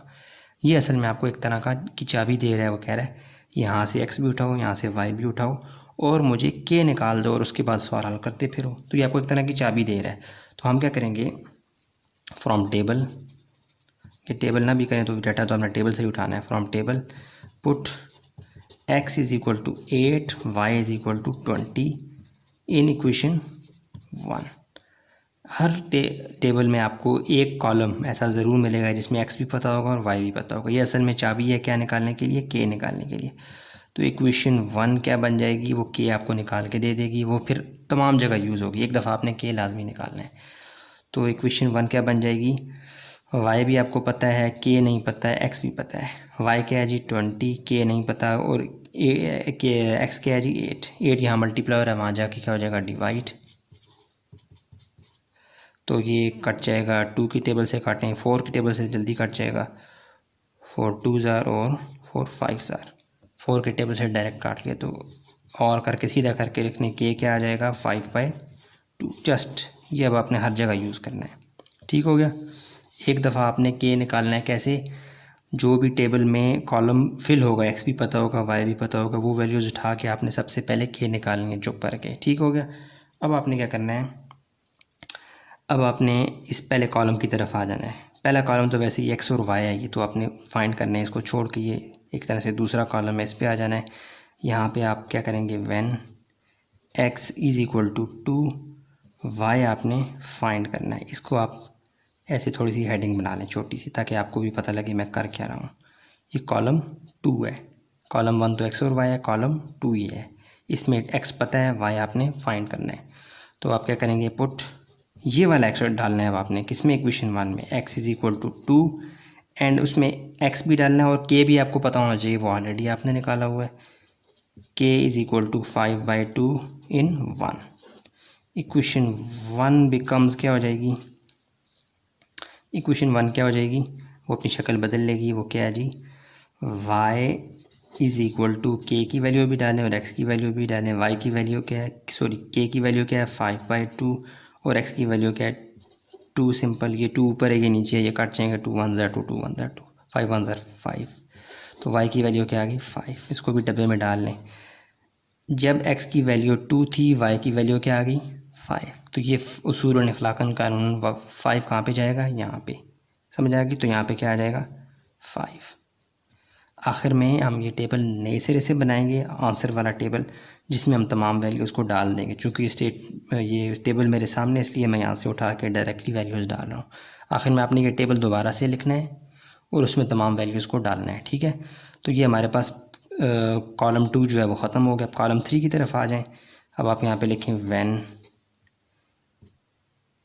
x नहीं पता, x इज़ अननोन, और y क्या है जी 8। इसको भी आप ऐसे ही थोड़ी छोटी सी हेडिंग बना लें ताकि देखने वाले को सहूलत रहे। जो भी आपका सवाल देखेगा उसको समझने में आसानी होगी, वो नंबर देने में आपको आसानी देगा, नंबर ज़्यादा देगा। तो ये छोटी सी हेडिंग आप बना लें। अब आप क्या करें, अगेन पुट ये वाला y डालें, y इज़ इक्वल टू 8, और k आप सब में सेम रहेगा, वो क्या है जी 5/2, ये वाला इन 1, इक्वेशन 1 में बार बार आपने वैल्यूज़ डालनी और आंसर आता जाएगा। तो क्या आ जाएगा, y की वैल्यू हमें पता है वो डालना है, k की वैल्यू पता है वो डालना है, y की वैल्यू पता है खाना बना दिया, k की वैल्यू पता है डब्बा बना दिया, और x फाइंड करना है ये वाला, इसको ऐसे ही रहने दें। y की वैल्यू क्या है 8, k की वैल्यू 5/2। 5/2 यहाँ जिस हालत में जब दूसरी तरफ जाएगा तो उलट जाएगा, तो ये बन जाएगा 8 × 2/5 इज़ इक्वल टू x। मैं कोशिश कर रहा हूँ ये इसी पेज पे हो जाए, इसलिए मैं छोटा छोटा लिख रहा हूँ। अब 8 2 ज़ार क्या हो जाएगा 16, ऊपर मल्टीप्लाई किया divide by 5 is equal to x। 16/5 कर लें, डायरेक्टली नहीं कटेगा, कैलकुलेटर को ले आएँ। 3.2, तो x की वैल्यू क्या आ गई, सीधा करके लिखें x इज़ इक्वल टू 3.2। ये उठा के आपने कहाँ लिखनी है, यहाँ पे। ये भी सवाल का टेबल सामने इसलिए मैं लिख रहा हूँ। आखिर में ये टेबल आपने खूबसूरत सा बनाना है जिसमें पूरा टेबल फिल होना चाहिए, ठीक है। x is equal to 3.2। अब आपने क्या करना है, ये वाला कॉलम भी होगा, ये वाला कॉलम भी होगा, ये तो पहले से ही पता है, आखिरी वाला कॉलम। तो आप लिखेंगे व्हेन x नहीं पता, y क्या है जी 30। इसको भी छोटी सी ऐसे हेडिंग बना लें, हेडिंग से मुराद के लाइन ऐसे लगा दें। तो आप करें पुट x नहीं पता, y इज़ इक्वल टू 30, और k इज़ इक्वल टू क्या है जी 5/2 इन इक्वेशन 1। इक्वेशन 1 बिकम्स क्या हो जाएगी, ये y की वैल्यू पता है 30, डब्बा सा बना लें, इक्वल टू k की वैल्यू पता है और x आपने चूँकि फाइंड करना है। तो y की वैल्यू क्या है 30 और k की वैल्यू क्या है 5/2। 5/2 यहाँ वहाँ चला जाएगा तो क्या हो जाएगा 30 मल्टीप्लाई बाय, उलट जाएगा 2 ऊपर 5 नीचे, ठीक हो गया। 2 0 0, 2 3 6 डिवाइडेड बाय 5। तो ये तो कट जाएगा, 5 1 5, 5 1 5 और 5, 10/5 2 ज़ार। तो x की वैल्यू क्या आ गई आपके पास, सीधा करके लिखें x इज़ इक्वल टू 12, यानी x इज़ इक्वल टू इस तरह था 12, तो मैंने इसको और करके उलट दिया, x इज़ इक्वल टू 12, ठीक हो गया। तो हमारे पास ये 12 कहाँ पे आएगा, यहाँ पे। पूरा टेबल फिल हो गया। अब आप यहाँ पे टेबल बना लें छोटा सा, ठीक है, वो आंसर टेबल होगा, वो बना लें कैसे, ऐसे खूबसूरत सा बना लेना आपने। x y क्या आ गया सर, जब 2 था तो 5 है। वैसे मशवरा है आप ना थोड़ा सा कलर चेंज कर लें, जैसे 2 है, जो आंसर वाले होंगे उनको आप ब्लैक में लिखना है या ब्लू में, ना भी लिखेंगे चल जाएगा, लेकिन वैसे आपको बता रहा हूँ 2 5 3.2 ये आंसर है हमारे, 3.2 8 8 20 तो वैसे का वैसा था, और 12 और 30 ये आपका आंसर वाला टेबल है, ठीक हो गया। दोबारा एक दफ़ा मैंने शुक्र है एक ही पेज में आ गया। हमारे पास क्वेश्चन नंबर 4 में मेन स्टेटमेंट थी कि वाई डायरेक्टली वेरीज है एक्स के, then complete the following table. इस टेबल में ये जो ब्लैक वाले निशान है, जो नंबर हैं, ये असल में आंसर्स हैं। तो हमने क्या किया, इसको फाइंड करने के लिए गिवन डाल के वाई डायरेक्टली वेरीज एक्स के, इसको इक्वेशन में कन्वर्ट करके नंबर 1 नाम दिया। फिर टेबल में हमें एक कॉलम कहते हैं, ये वर्टिकल लाइन, इस तरह खड़ी लाइन, उसमें एक जो खाना था उसमें x की वैल्यू भी पता थी और y की वैल्यूज़ भी। वो असल में हमें उसने चाबी दी थी कि k फाइंड कर लो। तो हमने टेबल से एक्स और वाई की वैल्यू इक्वेशन 1 में डाली, हमारे पास के निकल आया। अब क्या ये बार बार हम यूज़ करेंगे। उसके बाद हम आगे मेन टेबल की तरफ, पहला कॉलम तो एक्स और वाई का वो छोड़ दिए, दूसरे कॉलम में 2 और 5, सॉरी 5 नहीं पता था तब तक, वाई अननोन था, सिर्फ एक्स पता था। तो हमने कहा एक्स हमें पता है, वाई हमने फाइंड करना है। तो फिर क्या होगा, एक्स की वैल्यू और के की वैल्यू जो हमने निकाली हुई थी उठा के डालो किसमें, इक्वेशन 1 में डाली, वाई आ गया। वाई की वैल्यू 5 आई, वो उठा के टेबल में जस्ट आपको दिखाने के लिए लिखी, क्योंकि आप मेरे सामने ये टेबल मौजूद था खाली। फिर आखिर में हमने पूरा कंप्लीट टेबल भी बनाया हुआ है। आगे चलते हैं, फिर हम तीसरे कॉलम की तरफ आ गए, जिसमें एक्स अननोन था, वाई पता था। एक्स अननोन, वाई पता है, तो वाई की वैल्यू के की वैल्यू अगेन क्वेश्चन 1 में डाली। इसमें हमारे पास फिर एक्स निकल आया, वो क्या 16/5, इसको डिवाइड करवाया, आंसर आ गया 3.2। जो उठा के अगेन हमने डब्बा खाली था उसमें डाल दिया। फिर अगेन ये वाला कॉलम हमारे पास फिल्ड था, इसको हमने छोड़ दिया। आखिरी वाले कॉलम में वाई पता था, एक्स नहीं पता था, तो हमने वही बात लिखी कि एक्स नहीं पता, वाई 30 है, वाई की वैल्यू, के की वैल्यू, फिर अगेन डाली इक्वेशन 1 में, और एक्स हमारे पास 12 आ गया। जब हमारे पास तमाम अननोन वैल्यूज़ आ गई, तो हमने ये वाला गंदा सा टेबल जो आपको बताने के लिए मैं लिखता जा रहा था, इसको नीट करके हमने आंसर टेबल की फॉर्म में लिखा, जिसमें एक्स और वाई की तमाम वैल्यूज़ मौजूद हैं। ये हमारा फाइनल टेबल होगा, यही हमारा आंसर है। क्वेश्चन नंबर 4 के पार्ट 1 आपके सामने हल है। ये अगर आपने समझ लिया तो अगले तमाम पार्ट्स आपके लिए हल हैं, लेकिन वो भी मैं आपको करवा देता हूँ। चलते हैं क्वेश्चन नंबर 4 का पार्ट 2। अच्छा जी, क्वेश्चन नंबर 4 का पार्ट 2 है। स्टेटमेंट क्या है जी, वाई डायरेक्टली वेरीज है एक्स की, और ये टेबल फिल करना है, यानी एक्स और वाई की वैल्यूज़ आपने सारी में फिल करनी है। यहाँ पे एक्स में ये वाला खाना खाली है एक्स का, इसी तरह वाई का ये वाला खाना खाली है, तो ये आपने क्या करना है, इनको फिल करना है। ठीक हो गया, तो कैसे फिल करेंगे, सॉल्यूशन में जाएंगे। एक मिनट यार, हाँ ये थोड़ा सा गड़बड़ मुझे फील हुई थी, ये अलग है यार। ठीक है, एक्स की एक वैल्यू, ये भी अननोन है, ये भी अननोन है, ये दोनों आपने फाइंड करनी है। ऐसे ही वाई की ये वाला डब्बा और ये वाला डब्बा आपने फाइंड करना है। यानी एक्स की वैल्यू जब 1 थी तो वाई क्या था 5, एक्स की वैल्यू जब 8 है तो वाई की वैल्यू क्या होगी, ये फाइंड करना है।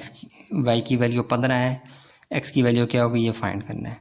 एक्स की वैल्यू 3 है, वाई की वैल्यू क्या होगी, ये फाइंड करना है। ठीक है, वाई की वैल्यू 25, एक्स की वैल्यू क्या होगी, वो आपने फाइंड करना है।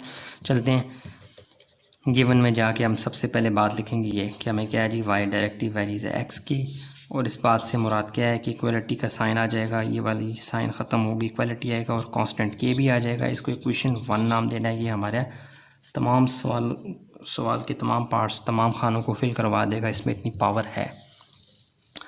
देखिए, हमने सबसे पहले के फाइंड करना होता है। उसके लिए हम क्या करेंगे, इस टेबल को सूंघेंगे, इसमें देखेंगे कि एक्स और वाई कहाँ पे मौजूद हैं। देखो यहाँ पे एक्स मौजूद है, वाई नहीं है, यहाँ पे वाई एक्स मौजूद नहीं है, वाई है। एक वैल्यू है तो एक नहीं है, एक है तो एक नहीं है। लेकिन यहाँ पे आप आगे गए क्वेश्चन नंबर 4 के तमाम पार्ट्स में आपको एक कॉलम ऐसा मिल जाएगा जिसमें एक्स भी नाउन होगा, वाई भी नाउन होगा। असल में वो आपको चाबी है के निकालने के लिए। तो एक्स यहाँ पे पहला कॉलम देखें, एक्स और वाई को छोड़ के ये वाला पहला बनता है, वरना ये दूसरा है। इस कॉलम में एक्स भी नाउन है, वाई भी नाउन है, तो ये उठा के डालें आप इसमें। फ्रॉम टेबल लिखते हैं या just put x is equal to 1, y is equal to 5 in 1। ठीक है, फ्रॉम टेबल कर लें, ज़ाहिर है टेबल से ही डाटा ले रहे हैं। तो क्या हो जाएगा, वाई की वैल्यू क्या आ जाएगी, यहाँ पे डालने, के की वैल्यू नहीं पता, एक्स की डालने। वाई की वैल्यू क्या है 5, और एक्स की वैल्यू क्या है 1, 1 यहाँ मल्टीप्लायर है, वहाँ जाके क्या हो जाएगा डिवाइड। देखें, किसी भी नंबर के नीचे ऑलरेडी 1 मौजूद होता है, ये हमें पता है, तो ये लिखने की ज़रूरत नहीं है। तो आप इसको सीधा करके लिखें, क्या बन जाएगा, k is equal to 5 divided by 1। बात एक ही है, लेकिन 1 लिखते नहीं है। यूँ हमारे पास के की सिंपल सी वैल्यू क्या आ गई 5। ये अब यूज़ होगी तमाम जो खाने हैं उनको फिल करने के लिए। तो पहला वाला जो कॉलम है, ये तो इसको छोड़ के ये पहला वाला कॉलम ये तो फिल्ड है। इसकी तरफ आ जाएँ तो यहाँ पे आप लिखें when x is equal to 8, y हमारे पास अननोन है। ये आप इसको ऐसे हेडिंग सी बना लें। अब आप करें क्या, ये वाला 8 उठा के डालें, 8 एंड के भी डालना है ना, के हर दफ़ा आपने यूज़ करना है। यहाँ से आपने एक्स की वैल्यू उठानी है, जो अननोन है वो तो हम ज़ाहिर नहीं उठा सकते। के की वैल्यू क्या है जी 5 in 1, इक्वेशन 1। तो इक्वेशन 1 अपनी शक्ल बदल करके आ जाएगी, y इज़ इक्वल टू के की वैल्यू भी डालें और x की वैल्यू भी डालें। k की वैल्यू क्या है जी 5, x की वैल्यू क्या है जी 8, और सीधा टेबल है y इज़ इक्वल टू 5 8 ज़ार 40। ये 40 कहाँ पे आ जाएगा, यहाँ पे। जब x 8 था तो y की वैल्यू क्या निकली 40, वहाँ पे डाल दिया। आखिर में ये टेबल हम नीट करके लिखेंगे, ये डब्बे खाली हैं इसलिए मैं लिखता जा रहा हूँ। अब आप इस कॉलम को आपने कर लिया, अब इस कॉलम पे आ जाएं। इस कॉलम का क्या है जी व्हेन x आपके पास अननोन है तब y क्या है आपके पास 15, ठीक है। x अननोन है, y क्या है 15। इसको भी आप ऐसे हेडिंग सी बना लें। अब आप करें पुट, जो नाउन है वो क्या है जी, जो पता है वो 15, और के तो आपको वैसे ही पता है वो क्या है जी 5 इन इक्वेशन 1। इक्वेशन 1 बिकम्स क्या हो जाएगी, y की वैल्यू डालनी है, k की वैल्यू डालनी है, और x आपको वैसे ही फाइंड करना है। तो y की वैल्यू क्या है, ये इसको मैंने उठा के लिखा है, ये y की वैल्यू 15, k की वैल्यू 5।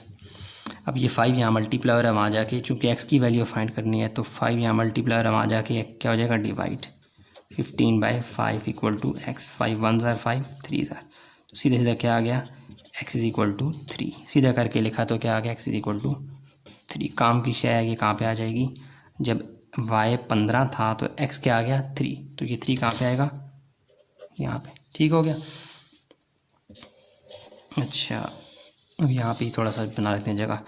व्हेन अगले कॉलम पे आ जाएं, x3 और y अननोन है, x3 और y अननोन है, तो क्या हो जाएगा when x is equal to 3, y क्या है जी अननोन। इसको भी आप हेडिंग बना लें, ठीक हो गया। अब आप क्या लिखें, यहाँ पे आ जाए आगे, put x is equal to ये वाला 3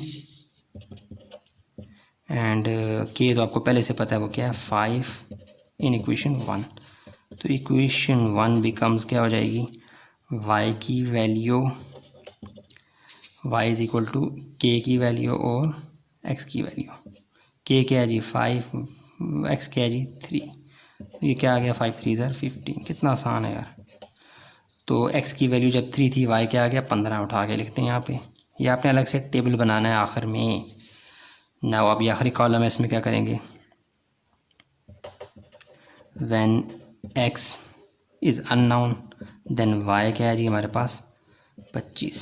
इसका मतलब कि हमने x फाइंड करना है, तो आप करें put y is equal to जो नाउन है 25 और k आपको पता है क्या है जी 5 इन इक्वेशन 1। तो इक्वेशन 1 अपना नाम सुनते ही फ़ौरन दौड़ेगी, तो आपके पास क्या आ जाएगा y is equal to k x. y की वैल्यू क्या है 25, k की वैल्यू क्या है 5 यहाँ मल्टीप्लाई हो रहा है वहाँ जाके क्या हो जाएगा डिवाइड 5 1 ज़ार 5 ज़ार। तो x की वैल्यू क्या आ जाएगी, सिंपल करके लिखें x इज़ इक्वल टू 5। समझ आ गई। अब आपने क्या करना है, ये तमाम टेबल्स नीट एंड क्लीन करके यहाँ बना देना है x y। पहले क्या वैल्यू 1 5, ये तो पहले से पता है 8 40 3 15 फिर 3 15 और 5 25। ठीक है, ये आपके पास आंसर टेबल आ गया। कितना आसान था, 3 15 हाँ ठीक है, बुक भी सामने है मेरे। 5 15 5 25 ठीक हो गया, 8 40 1 5 ठीक है। तो ये सवाल एक दफ़ा मैं जल्दी से रिपीट कर देता हूँ। स्टेटमेंट थी y प्रोपोर्शनल टू x है। हमें जो ब्लैक कलर में मैंने डिजिट्स लिखे हैं ये अननोन थे, ये हमने फाइंड करने थे। ये तो फिल्ड हो गए तब आपको ऐसे नज़र आ रहे हैं, वरना ये ब्लू वाले थे। तो गिवन स्टेटमेंट ये थी, इसको हमने क्वेश्चन में कन्वर्ट किया। फिर हमने इस टेबल में से वो x और y की वैल्यूज़ निकालनी होती हैं जो कि नाउन होती हैं। x भी पता है और y भी पता है। यहाँ से पहला टेबल था, पहला कॉलम था। बाज़ दफ़ा ये सेंटर में कहीं पड़ी होती है आखिर में। आपने जैसे ही देखना है टेबल को सूंघना है कि x की वैल्यू और y की वैल्यू कहाँ पे मौजूद है, वो उठा के आपने असल में k निकालना होता है। आपने k निकाल दिया, अब ये हर जगह यूज़ होगा। ये वाला कॉलम तो ख़त्म हो गया। अब इस कॉलम पे आए तो हमने क्या इसको देख के क्या लिखा कि जब हमारे पास 8 नाउन है तो y अननाउन है। 8 जो नाउन है जो पता है वो 8, x की वैल्यू 8 और k की वैल्यू जो पहले से निकाली हुई थी उठा के डाली इक्वेशन 1 में। तो हमारे पास y निकल आया 40 को उठा के डाल दिया इधर। अगेन आगे आए तो y पता था, एक्स नहीं पता था, ये बात स्टेटमेंट में लिखी और उसके बाद वाई की वैल्यू और के की वैल्यू उठा के डाली इक्वेशन 1 में। हमारे पास एक्स आ गया 3 उठा के डाला इधर। अब when x is equal to 3, अब इस कॉलम पे आ गए ना, इसमें 3x पता था, देखें यहाँ पे x की लाइन है और ये y की, x पता था y नहीं पता था, ये बात लिखी कि x 3 है और y नहीं पता। तो जो पता है वो हमने कहा जी x इज इक्वल टू 3 और k तो पहले से ही पता है, 5 उठा के डाली किसमें, इक्वेशन 1 में।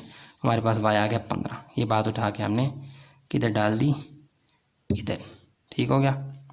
अब आगे आए तो x नहीं पता था तब ना, ये 5 तो मैंने बाद में लिखा है, और y पता था, x नहीं पता था, y पता है, y की वैल्यू और k की वैल्यू उठा के डाली इक्वेशन 1 में।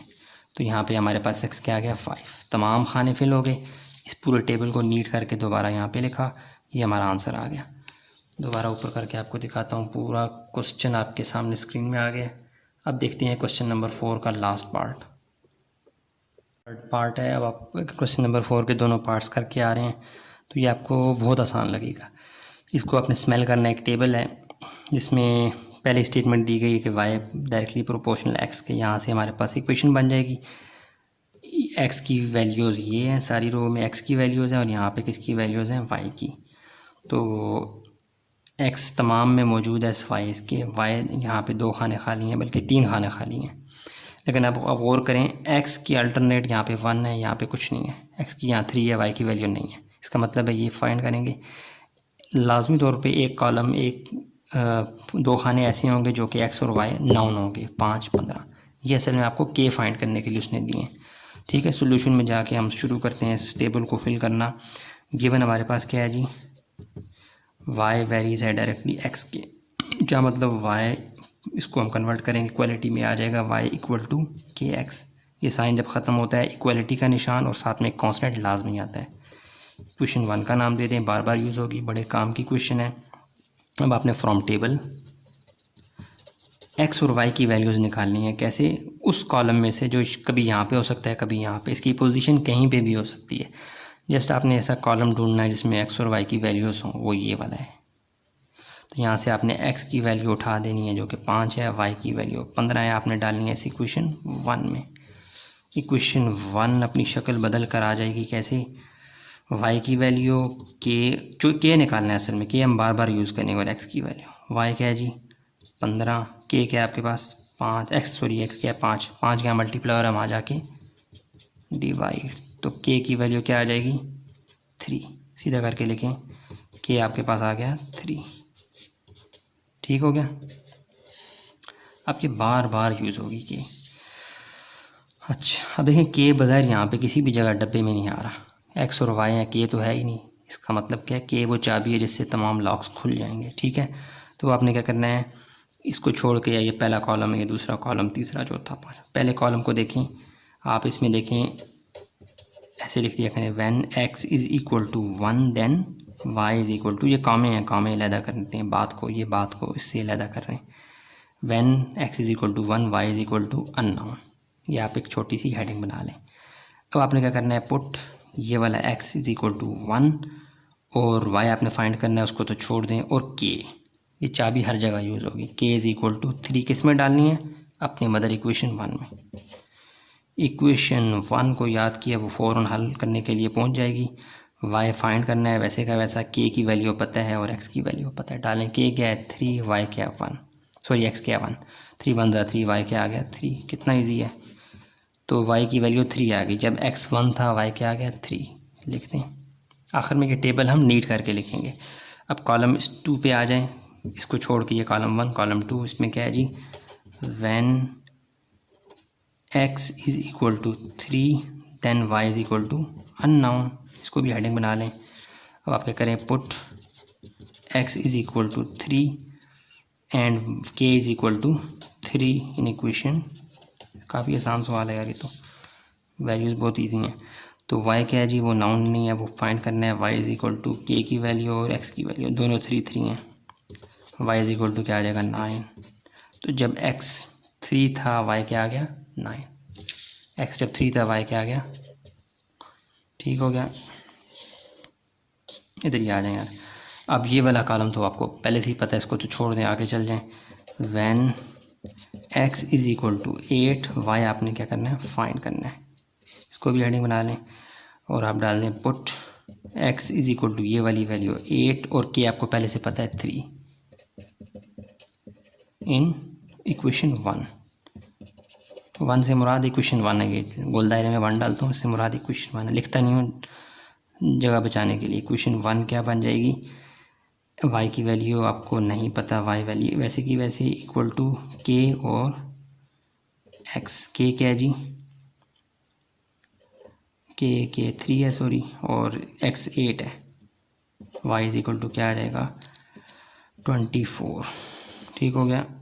तो जब x की वैल्यू 8 थी तो y क्या आ गया 24। अब आखिर में खाली ये बचता है, जब इस पे आ जाए इस कॉलम की तरफ तो ये आ जाएगा जब व्हेन x की वैल्यू हमें नहीं पता थी तो y की वैल्यू क्या है उस वक़्त 39.5। ठीक हो गया।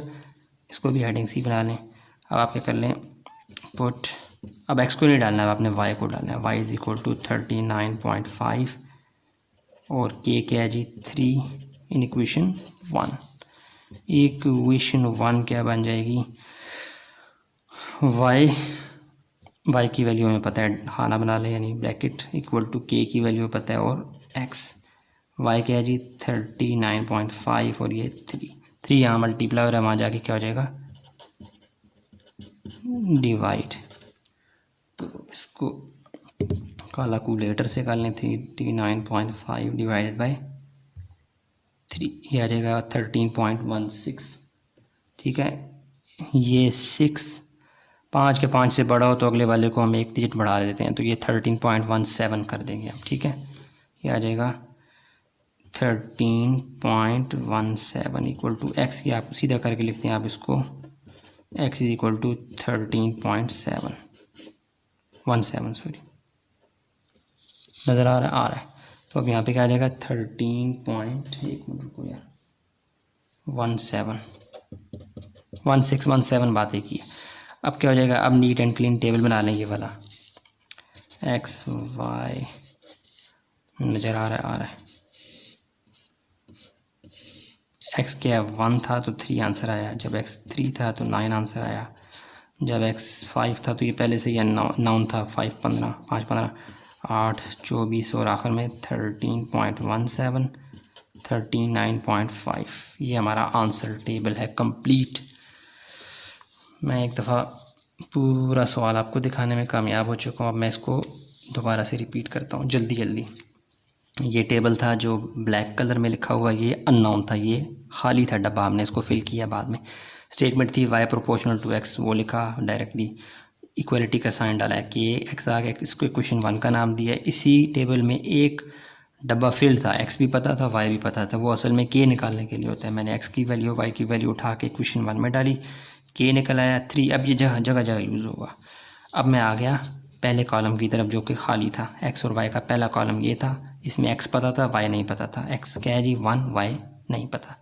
ये हेडिंग बनाई, x की वैल्यू यहाँ से उठाई और k की वैल्यू यहाँ से उठाई। हर दफ़ा k3 यूज़ होगा, देखो k3 सिर्फ ये कॉलम में से नंबर चेंज हो रहे हैं। x की वैल्यू 1 उठाई, y नहीं पता था, उसको सवाल का निशान डाला, x और k की वैल्यू उठा के क्वेश्चन 1 में डाली, y आ गया 3, ये 3 यहाँ पे लिख दिया। अगले कॉलम में x पता था y नहीं पता था, वो ये आ गया। फिर अगले कॉलम इसको छोड़ दिया, इस अगले कॉलम में 8 पता था y नहीं पता था, सेम x की वैल्यू 8 और k की वैल्यू 3 डाली इस इक्वेशन 1 में बार बार, ये आ गया 24। सेम यहाँ पे x नहीं पता था y पता था, वो बात लिखी यहाँ पे, y की वैल्यू k की वैल्यू इक्वेशन 1 में डाली तो x भी आ गया, सीधा करके लिखा x 13.7 आ गया। फिर डब्बे को हमने फिल कर दिया बाकायदा से, आंसर वाला जो टेबल है वो आ गया। ठीक है, तो ये क्वेश्चन नंबर 4 का पार्ट 3 भी कंप्लीट है। अब देखते हैं क्वेश्चन नंबर 5। अच्छा जी, क्वेश्चन नंबर 5 है और ये मुझे स्मेल आ रही है कि ये इम्पॉर्टेंट भी है, छोटी सी स्टेटमेंट है और ये कंप्लीट है एक तरह से, थोड़ा सा टेस्ट भी चेंज है, तो ये इंपॉर्टेंट भी है। ठीक है, इसको आपने एग्ज़ाम के पॉइंट ऑफ व्यू से, वैसे मुझे ख्याल आ गया, वैसे मुझे बताना चाहिए साथ साथ, लेकिन मैं भूल जाता हूँ। हर सवाल कोई मैं इंपॉर्टेंट समझ के कर रहा होता हूँ, लेकिन ये स्मेल आ रही है कि ज़्यादा इंपॉर्टेंट है। तो इसमें गिवन क्या है जी, सेम वही काम है, एक स्टेटमेंट आपके पास, सॉरी एक स्टेटमेंट ही कह लें, एक आपके पास रिलेशन गिवन है, उसमें आर भी आपको दे रहा है, एस भी दे रहा है। इसका मतलब क्या है कि वो आपको कह रहा है जो कांस्टेंट है वो निकाल लो, उसके बाद मुझे मेन सवाल हल करके दो। सेम पिछले सवालों में जैसे स्टेप्स आपने किए हैं सेम वही करने हैं, सिर्फ आपको यहाँ पे स्क्वायर नज़र आ रहा है, तो ये भी कोई इतने ख़तरे वाली बात नहीं है। गिवन करें, बोलें गिवन दैट क्या है जी, R proportional to directly proportional to S square. ठीक है, इसको आप जब प्रोपोर्शनलिटी के साइन को कन्वर्ट करेंगे आर इज इक्वल टू में, तो ये कांस्टेंट के भी आ जाएगा, एस स्क्वायर वैसे का वैसा। ठीक हो गया, इसको इक्वेशन 1 का नाम दे दें।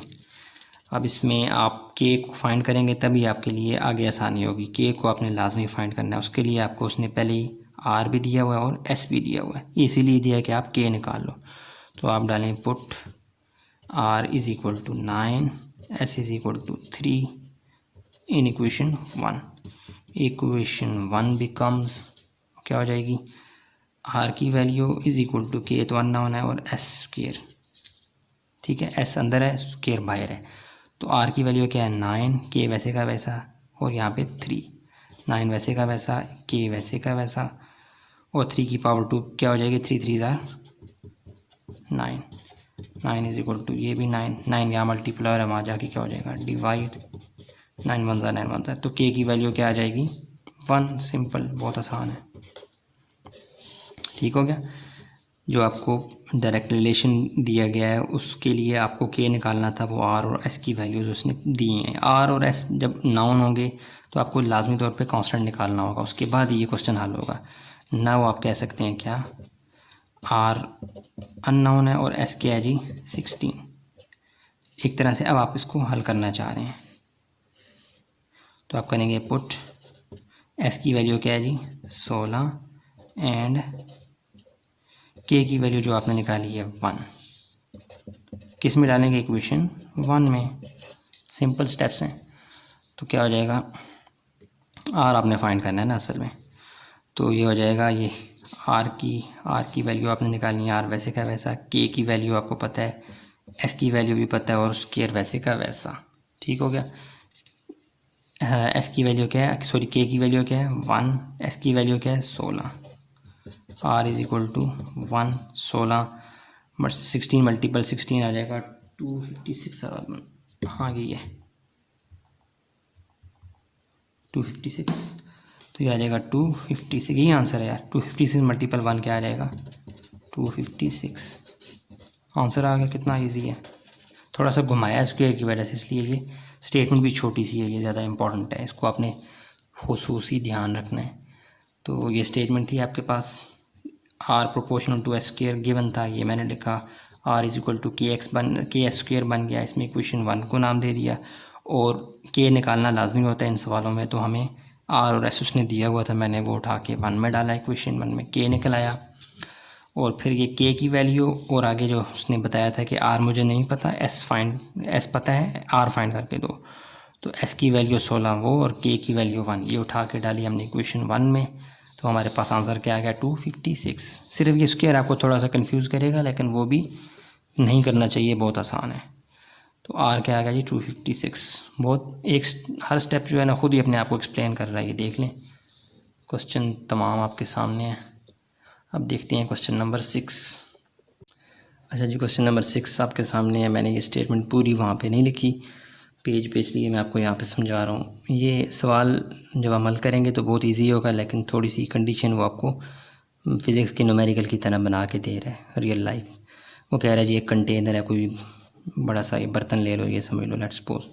कह रहा है इसके ऊपर जितना प्रेशर डालोगे ना, प्रेशर जितना डालोगे इसके ऊपर, तो इसका जो टेम्परेचर होगा ना अंदर वाला, जो भी चीज़ होगी इसके अंदर, उसका टेम्परेचर हरारत टी वो इंक्रीज़ हो जाएगा जितना प्रेशर डालोगे। यानी मिसाल के तौर पर यहाँ पे आप 35 बार डाल रहे हो तो टेम्परेचर कितना हो रहा है 7।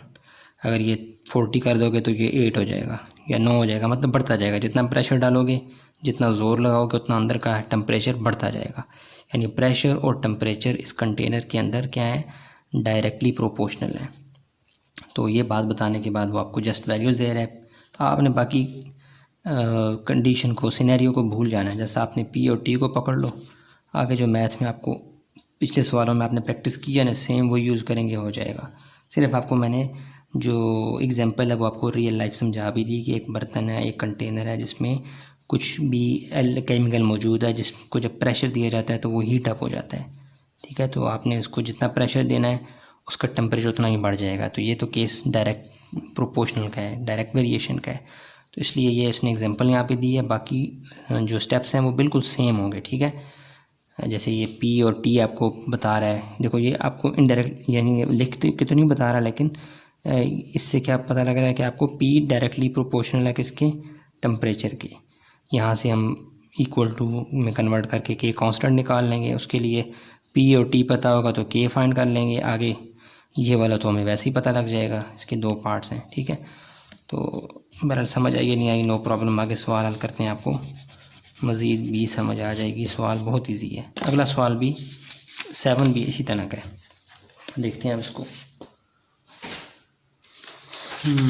तो ये हमारे पास स्टेटमेंट थोड़ी सी बड़ी थी, मैंने इसलिए लिखी the pressure of P of something, जो भी है वो आपने बुक में देख लेना है, ठीक है। वो ये कह रहा है कि एक कंटेनर है जिसमें आप प्रेशर डालते हो पी तो उसका टेम्परेचर बढ़ जाता है, तो ये क्या हो जाएगा, डायरेक्ट प्रोपोर्शनल। वो कह रहा है डायरेक्टली वेरिएशन है, डायरेक्ट प्रोपोर्शन है, ठीक हो गया। इसको बाकायदा शुरू करते हैं। तो हमारे पास गिवन स्टेटमेंट क्या थी, सॉल्यूशन में जाके क्वेश्चन नंबर 6 के 2 पार्ट्स हैं, लेकिन शुरू के पार्ट्स, शुरू का जो सॉल्यूशन है वो सेम रहेगा। गिवन क्या है जी,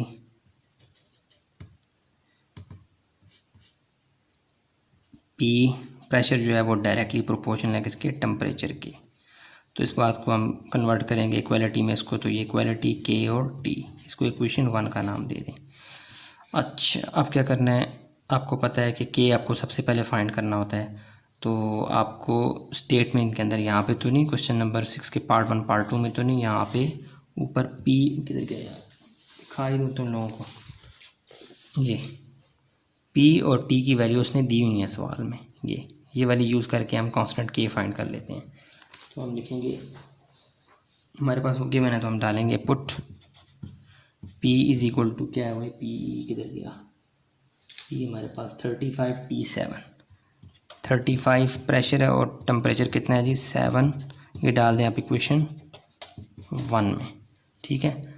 तो ये क्या बन जाएगा, P क्या है जी 35 इक्वल टू के, तो आपको फाइंड करना है टेम्परेचर 7 यहाँ मल्टीप्लाई और वहाँ जाके क्या हो जाएगा, डिवाइड 7 1 7 5 था, तो के की वैल्यू क्या आ जाएगी, सीधा करके लिखें 5, यानी के इज इक्वल टू 5 ऐसे आता, तो मैंने उसको और करके सीधा कर दिया, के इज इक्वल टू 5। अब ये आपने उठा के डालनी है क्वेश्चन नंबर 6 के पार्ट 1 और पार्ट 2 दोनों में।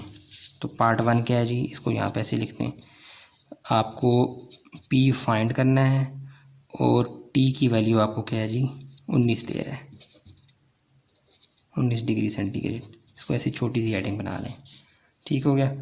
तो आपने क्या करना है, put T is equal to 19, इस डिग्री सेंटीग्रेड को भूल जाएं, जस्ट आप नंबर्स के साथ खेलें, मैथ है। Put T is equal to 19 and के आपके पास क्या है 5, किस में डालना है, इन इक्वेशन 1।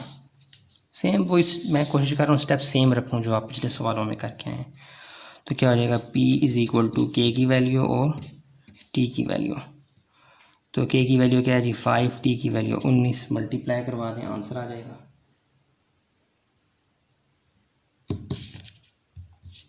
5 मल्टीपल 19, ये आ जाएगा 95। पी आपके पास क्या आ गया जी 95, सीधा हो जा। तो 95 प्रेशर की यूनिट मेरा ख्याल है वहाँ पे बार यूज़ हो रही है, आप 7 बार भी लिखते हैं, ये आपके पास प्रेशर आ गया। अब दूसरा क्या है जी, दूसरी स्टेटमेंट है, दूसरा क्वेश्चन है जी, टी आपने find the value of T, T आपने फाइंड करना है, जबकि आपके पास प्रेशर क्या है जी 18 बार। इसको भी ऐसे छोटी सी हेडिंग बना दें। तो आप क्या करेंगे, पुट पी की वैल्यू आपके पास क्या है जी 18, ये यूनिट को फ़िलहाल भूल जाएं, जस्ट नंबर्स के साथ खेलें। पी 18 की आपको पहले से पता है 5 इन इक्वेशन 1। इक्वेशन 1 क्या बन जाएगी जी, पी की वैल्यू आपको पता है वो डाल दें, के की वैल्यू पता है वो डाल दें और टी आपको फाइंड करना है। पी की वैल्यू क्या है 18, के की वैल्यू 5, 5 यहाँ मल्टीप्लायर है, वहाँ जाके क्या हो जाएगा डिवाइड। तो ये कैलकुलेटर से पूछ लें, डेसिमल में ही आएगा 3.6। तो सीधा करके लिखेंगे क्या आ जाएगा, क्या आ गया था 3.6 इज इक्वल टू टी। सीधा करके लिखेंगे टी इज इक्वल टू क्या आ जाएगा 3.6। टेम्परेचर की क्या होता है यूनिट क्या होता है डिग्री सेंटीग्रेड, ये डाल दें, समझ आ गया। प्रेशर भी आपके पास पता लग गया और टेम्परेचर भी आपको पता लग गया। दोनों क्वेश्चन नंबर 6 के दोनों पार्ट्स भी हल हो गए। जस्ट उसने आपको रियल एग्जांपल बताई है, बाकी मेथड सेम है पिछले सवालों की तरह, ठीक है। स्टेटमेंट आपने बुक से देखनी है, मैं आप थोड़ा सा रिपीट कर देता हूँ। गिवन क्या था जी, एक कंटेनर के ऊपर प्रेशर लगाया जा रहा है और कहा जा रहा है कि जी जितना प्रेशर डालेंगे उतना ही टेम्परेचर होगा।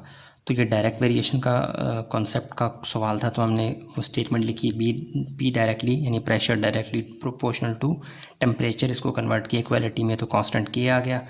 इसको फाइंड कर लेके नहीं, उसने ऑलरेडी प्रेशर और टेम्परेचर की वैल्यू दी थी जानबूझ के कि आप कांस्टेंट निकाल लो। हमने कांस्टेंट के 5 निकाला। फिर हम क्वेश्चन नंबर 6 के दोनों पार्ट्स की जाने बढ़े, जिसमें पी अननोन था, टी पता था। तो उस बात को हमने सिंबॉलिकली लिखा, पी हमें नहीं पता, टी पता है। जो टी की वैल्यू पता है वो और के की वैल्यू जो कांस्टेंट है सेम रहेगी, वो दोनों उठा के हमने डाली इक्वेशन 1 में। तो हमारे पास प्रेशर आ गया, तो 19.5 था 95 आ गया, और प्रेशर की यूनिट बार होती है वो 7 हमने खुद से लिख दी, ठीक हो गया। अब फिर क्वेश्चन नंबर 6 के पार्ट 2 में टी अननोन था, पी फाइंड करना था, वो हमने सिंबॉलिकली लिखा, टी नहीं पता, पी है 18 बार यानी प्रेशर।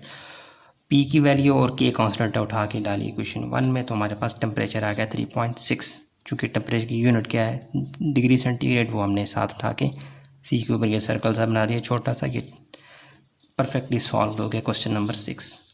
ये फिज़िक्स के सवालों की तरह यानी न्यूमेरिकल्स की तरह ईजी है बहुत, ठीक हो गया। अब देखते हैं क्वेश्चन नंबर 7, जो कि ख़ुद इसी तरह का सवाल है लेकिन वो भी बहुत ईजी है, देखते हैं उसको। अच्छा जी, ये देखें क्वेश्चन नंबर 7 है, ये भी बहुत ईजी है। इसमें वही न्यूमेरिकल टाइप क्वेश्चन है, लेकिन जब हम हल करेंगे ये बहुत आसान होगा। सिर्फ आप थोड़ा सा कंडीशन समझें। जैसे मिसाल के तौर पर ये एक लेट्स सपोज ये एक ऊंची सी कोई जगह थी, यहाँ पे जनाब कोई बॉल पड़ा हुआ ऐसे रेस्ट पोजीशन में, यहाँ से एक बंदा आया, इसने इसको लात मारी डज़म, तो ये जो बॉल है ये नीचे गिर जाएगा यहाँ से, ठीक है। तो ये कह रहा है कि बॉडी है कोई भी ना, बॉल एक बॉडी है, जिस्म ही है। A body is thrown from a resting position. पहाड़ी की चोटी पे बॉल पड़ा हुआ था, मतलब किसी भी जगह बॉल पड़ा हुआ था या कोई भी शय पड़ी हुई थी, जैसे मैंने एग्जांपल दी है, आप बात को समझें। कोई भी बॉडी, कोई भी जिस्म, कोई भी शय किसी जगह पर, ऊंची जगह पर रेस्ट पोजीशन में बिल्कुल सुकून के साथ पड़ी हुई थी, किसी को ख़ारिश आई, उसने उसको धक्का दिया तो वो डिस्टेंस, वो चीज़ नीचे गिरना शुरू होगी। Distance cover D varies directly to time. अब वो जो चीज़ नीचे गिर रही है ना, ये डायरेक्टली प्रोपोर्शनल, डिस्टेंस जो कवर कर रही है डी, ये डायरेक्टली प्रोपोर्शनल है किसके, टाइम के। जितना इस चीज़ को टाइम ज़्यादा दोगे उतना डिस्टेंस ज़्यादा होगा, या डिस्टेंस जितना ज़्यादा कवर होगा अल्टीमेटली टाइम भी ज़्यादा लगेगा। तो ये बात वो बता रहा है, यानी आपको यहाँ से सवाल शुरू करना है, distance directly proportional to time, ठीक हो गया। तो कह रहा है distance cover D varies directly to time T, small है दोनों। The body covers the distance. फिर ज़ाहिर आपको पता है इस तरह के डायरेक्ट वेरिएशन में के कांस्टेंट आ जाता है, उसके लिए उसने आपको हिंट कह दिया है, डिस्टेंस की वैल्यू और टाइम की वैल्यू एक दफ़ा उसने दे दी है। क्या असल में वो आपको कह रहा है के फाइंड कर लो, उसके बाद मुझे डिस्टेंस टी फाइंड करके दो, टाइम आपको पता होगा, टाइम फाइंड करके दो, डिस्टेंस आपको पता होगा। सेम वही सवाल है, जस्ट उसने आपको एक एग्जांपल में, रियल लाइफ की एग्जांपल या फिज़िक्स की एक न्यूमेरिकल की फॉर्म में डाल के दिया। बाकी जब आप इसको हल करने बैठेंगे तो ये बहुत आसान होगा। तो अब चलते हैं किसकी तरफ, पेज की जाने पर उसको हल करते हैं, ठीक है। आए देखते हैं इसको। स्टेटमेंट मैंने आपको समझा दिया, अब सॉल्यूशन की तरफ जाएंगे कि बॉडी कोई रेस्ट पोजीशन पे थी ऊंची जगह पे, वहाँ से उसको धक्का दिया गया। अब वो जो नीचे गिर रही है, जितना उसको टाइम देंगे उतना वो डिस्टेंस ज़्यादा कवर करेगी, ठीक है। तो ये बात उसने कहा है कि डिस्टेंस और टाइम का आपस में डायरेक्ट रिलेशन है, डायरेक्ट वेरिएशन है, डायरेक्टली प्रोपोर्शनल है। तो हम इस बात को लिखेंगे गिवन करके, ज़्यादा अंग्रेज़ी हमने नहीं मारनी, जस्ट हम सिंबल्स के ऊपर आ जाएंगे। डिस्टेंस जो डी है, डिस्टेंस से डी से डिनोट करना है, स्मॉल डी से, वो डायरेक्टली प्रोपोर्शनल टू है स्मॉल टी टाइम। ये बात उसने हमें सवाल में समझाई है, तो हम इसको सिंबॉलिकली लिखेंगे। इसको हम कन्वर्ट करेंगे इक्वालिटी में तो कांस्टेंट के भी आ जाएगा। अब कांस्टेंट के आएगा तो के मुझे तो फाइंड करके दो, मुझे नहीं पता, मुझे निकालो। तो हम क्या करेंगे, पुट डी की वैल्यू और टी की वैल्यू किस में डालेंगे, इक्वेशन 1 में। ये हमारे पास कहाँ से आएगी, वो उसने हमें पहले से दी है सवाल में, ये देखो बुक में दी हुई है।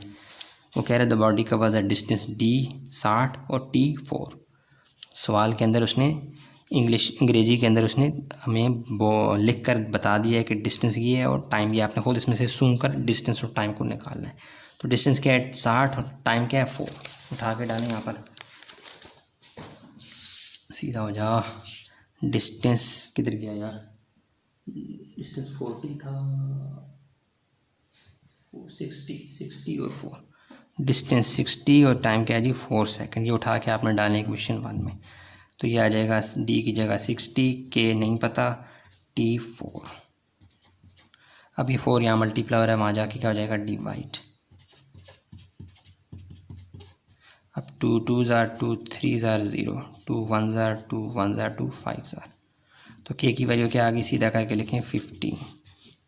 के आपके पास 15 आ गया, अब यही चलेगा। अब आपने क्वेश्चन नंबर 7 का जो पार्ट 1 है वो क्या है जी, वो आप उसको सिंबॉलिकली लिखें। डिस्टेंस कवर्ड इन 8 सेकेंड्स, यानी सेकेंड्स किसका यूनिट है, टाइम की। तो टाइम आपको पता है, टाइम क्या है आपके पास, sorry, T is equal to 8 और डिस्टेंस आपको नहीं पता, वो आपने फाइंड करना है। इसको आप ऐसी हेडिंग सी बना लें, ठीक है। और कोई यार मेरा मार्कर। अब आप क्या करेंगे, put T is equal to 8 and के इज़ इक्वल टू 15 इन 1 के साथ ही आपने खेलना है। तो इक्वेशन 1 क्या हो जाएगी, डी आपको नहीं पता, के भी पता है और टी भी पता है। के क्या है जी 15 और टी क्या है जी 8। मल्टीप्लाई करवा दें, 15 ज़रा 8 120। डी क्या आ जाएगी 120 मीटर। चूँकि मीटर वाला यूनिट यूज़ हो रहा है तो इसलिए आप इसको एम कर दें। ठीक हो गया, मीटर ही है ना, हाँ जी मीटर ही है। डिस्टेंस कवर्ड इन मीटर, हाँ ठीक है मीटर ले गया। मीटर और सेकंड यूनिट वैसे भी मीटर ही बनती है, मैंने बुक में भी देख लिया। अब दूसरी स्टेटमेंट क्या है जी,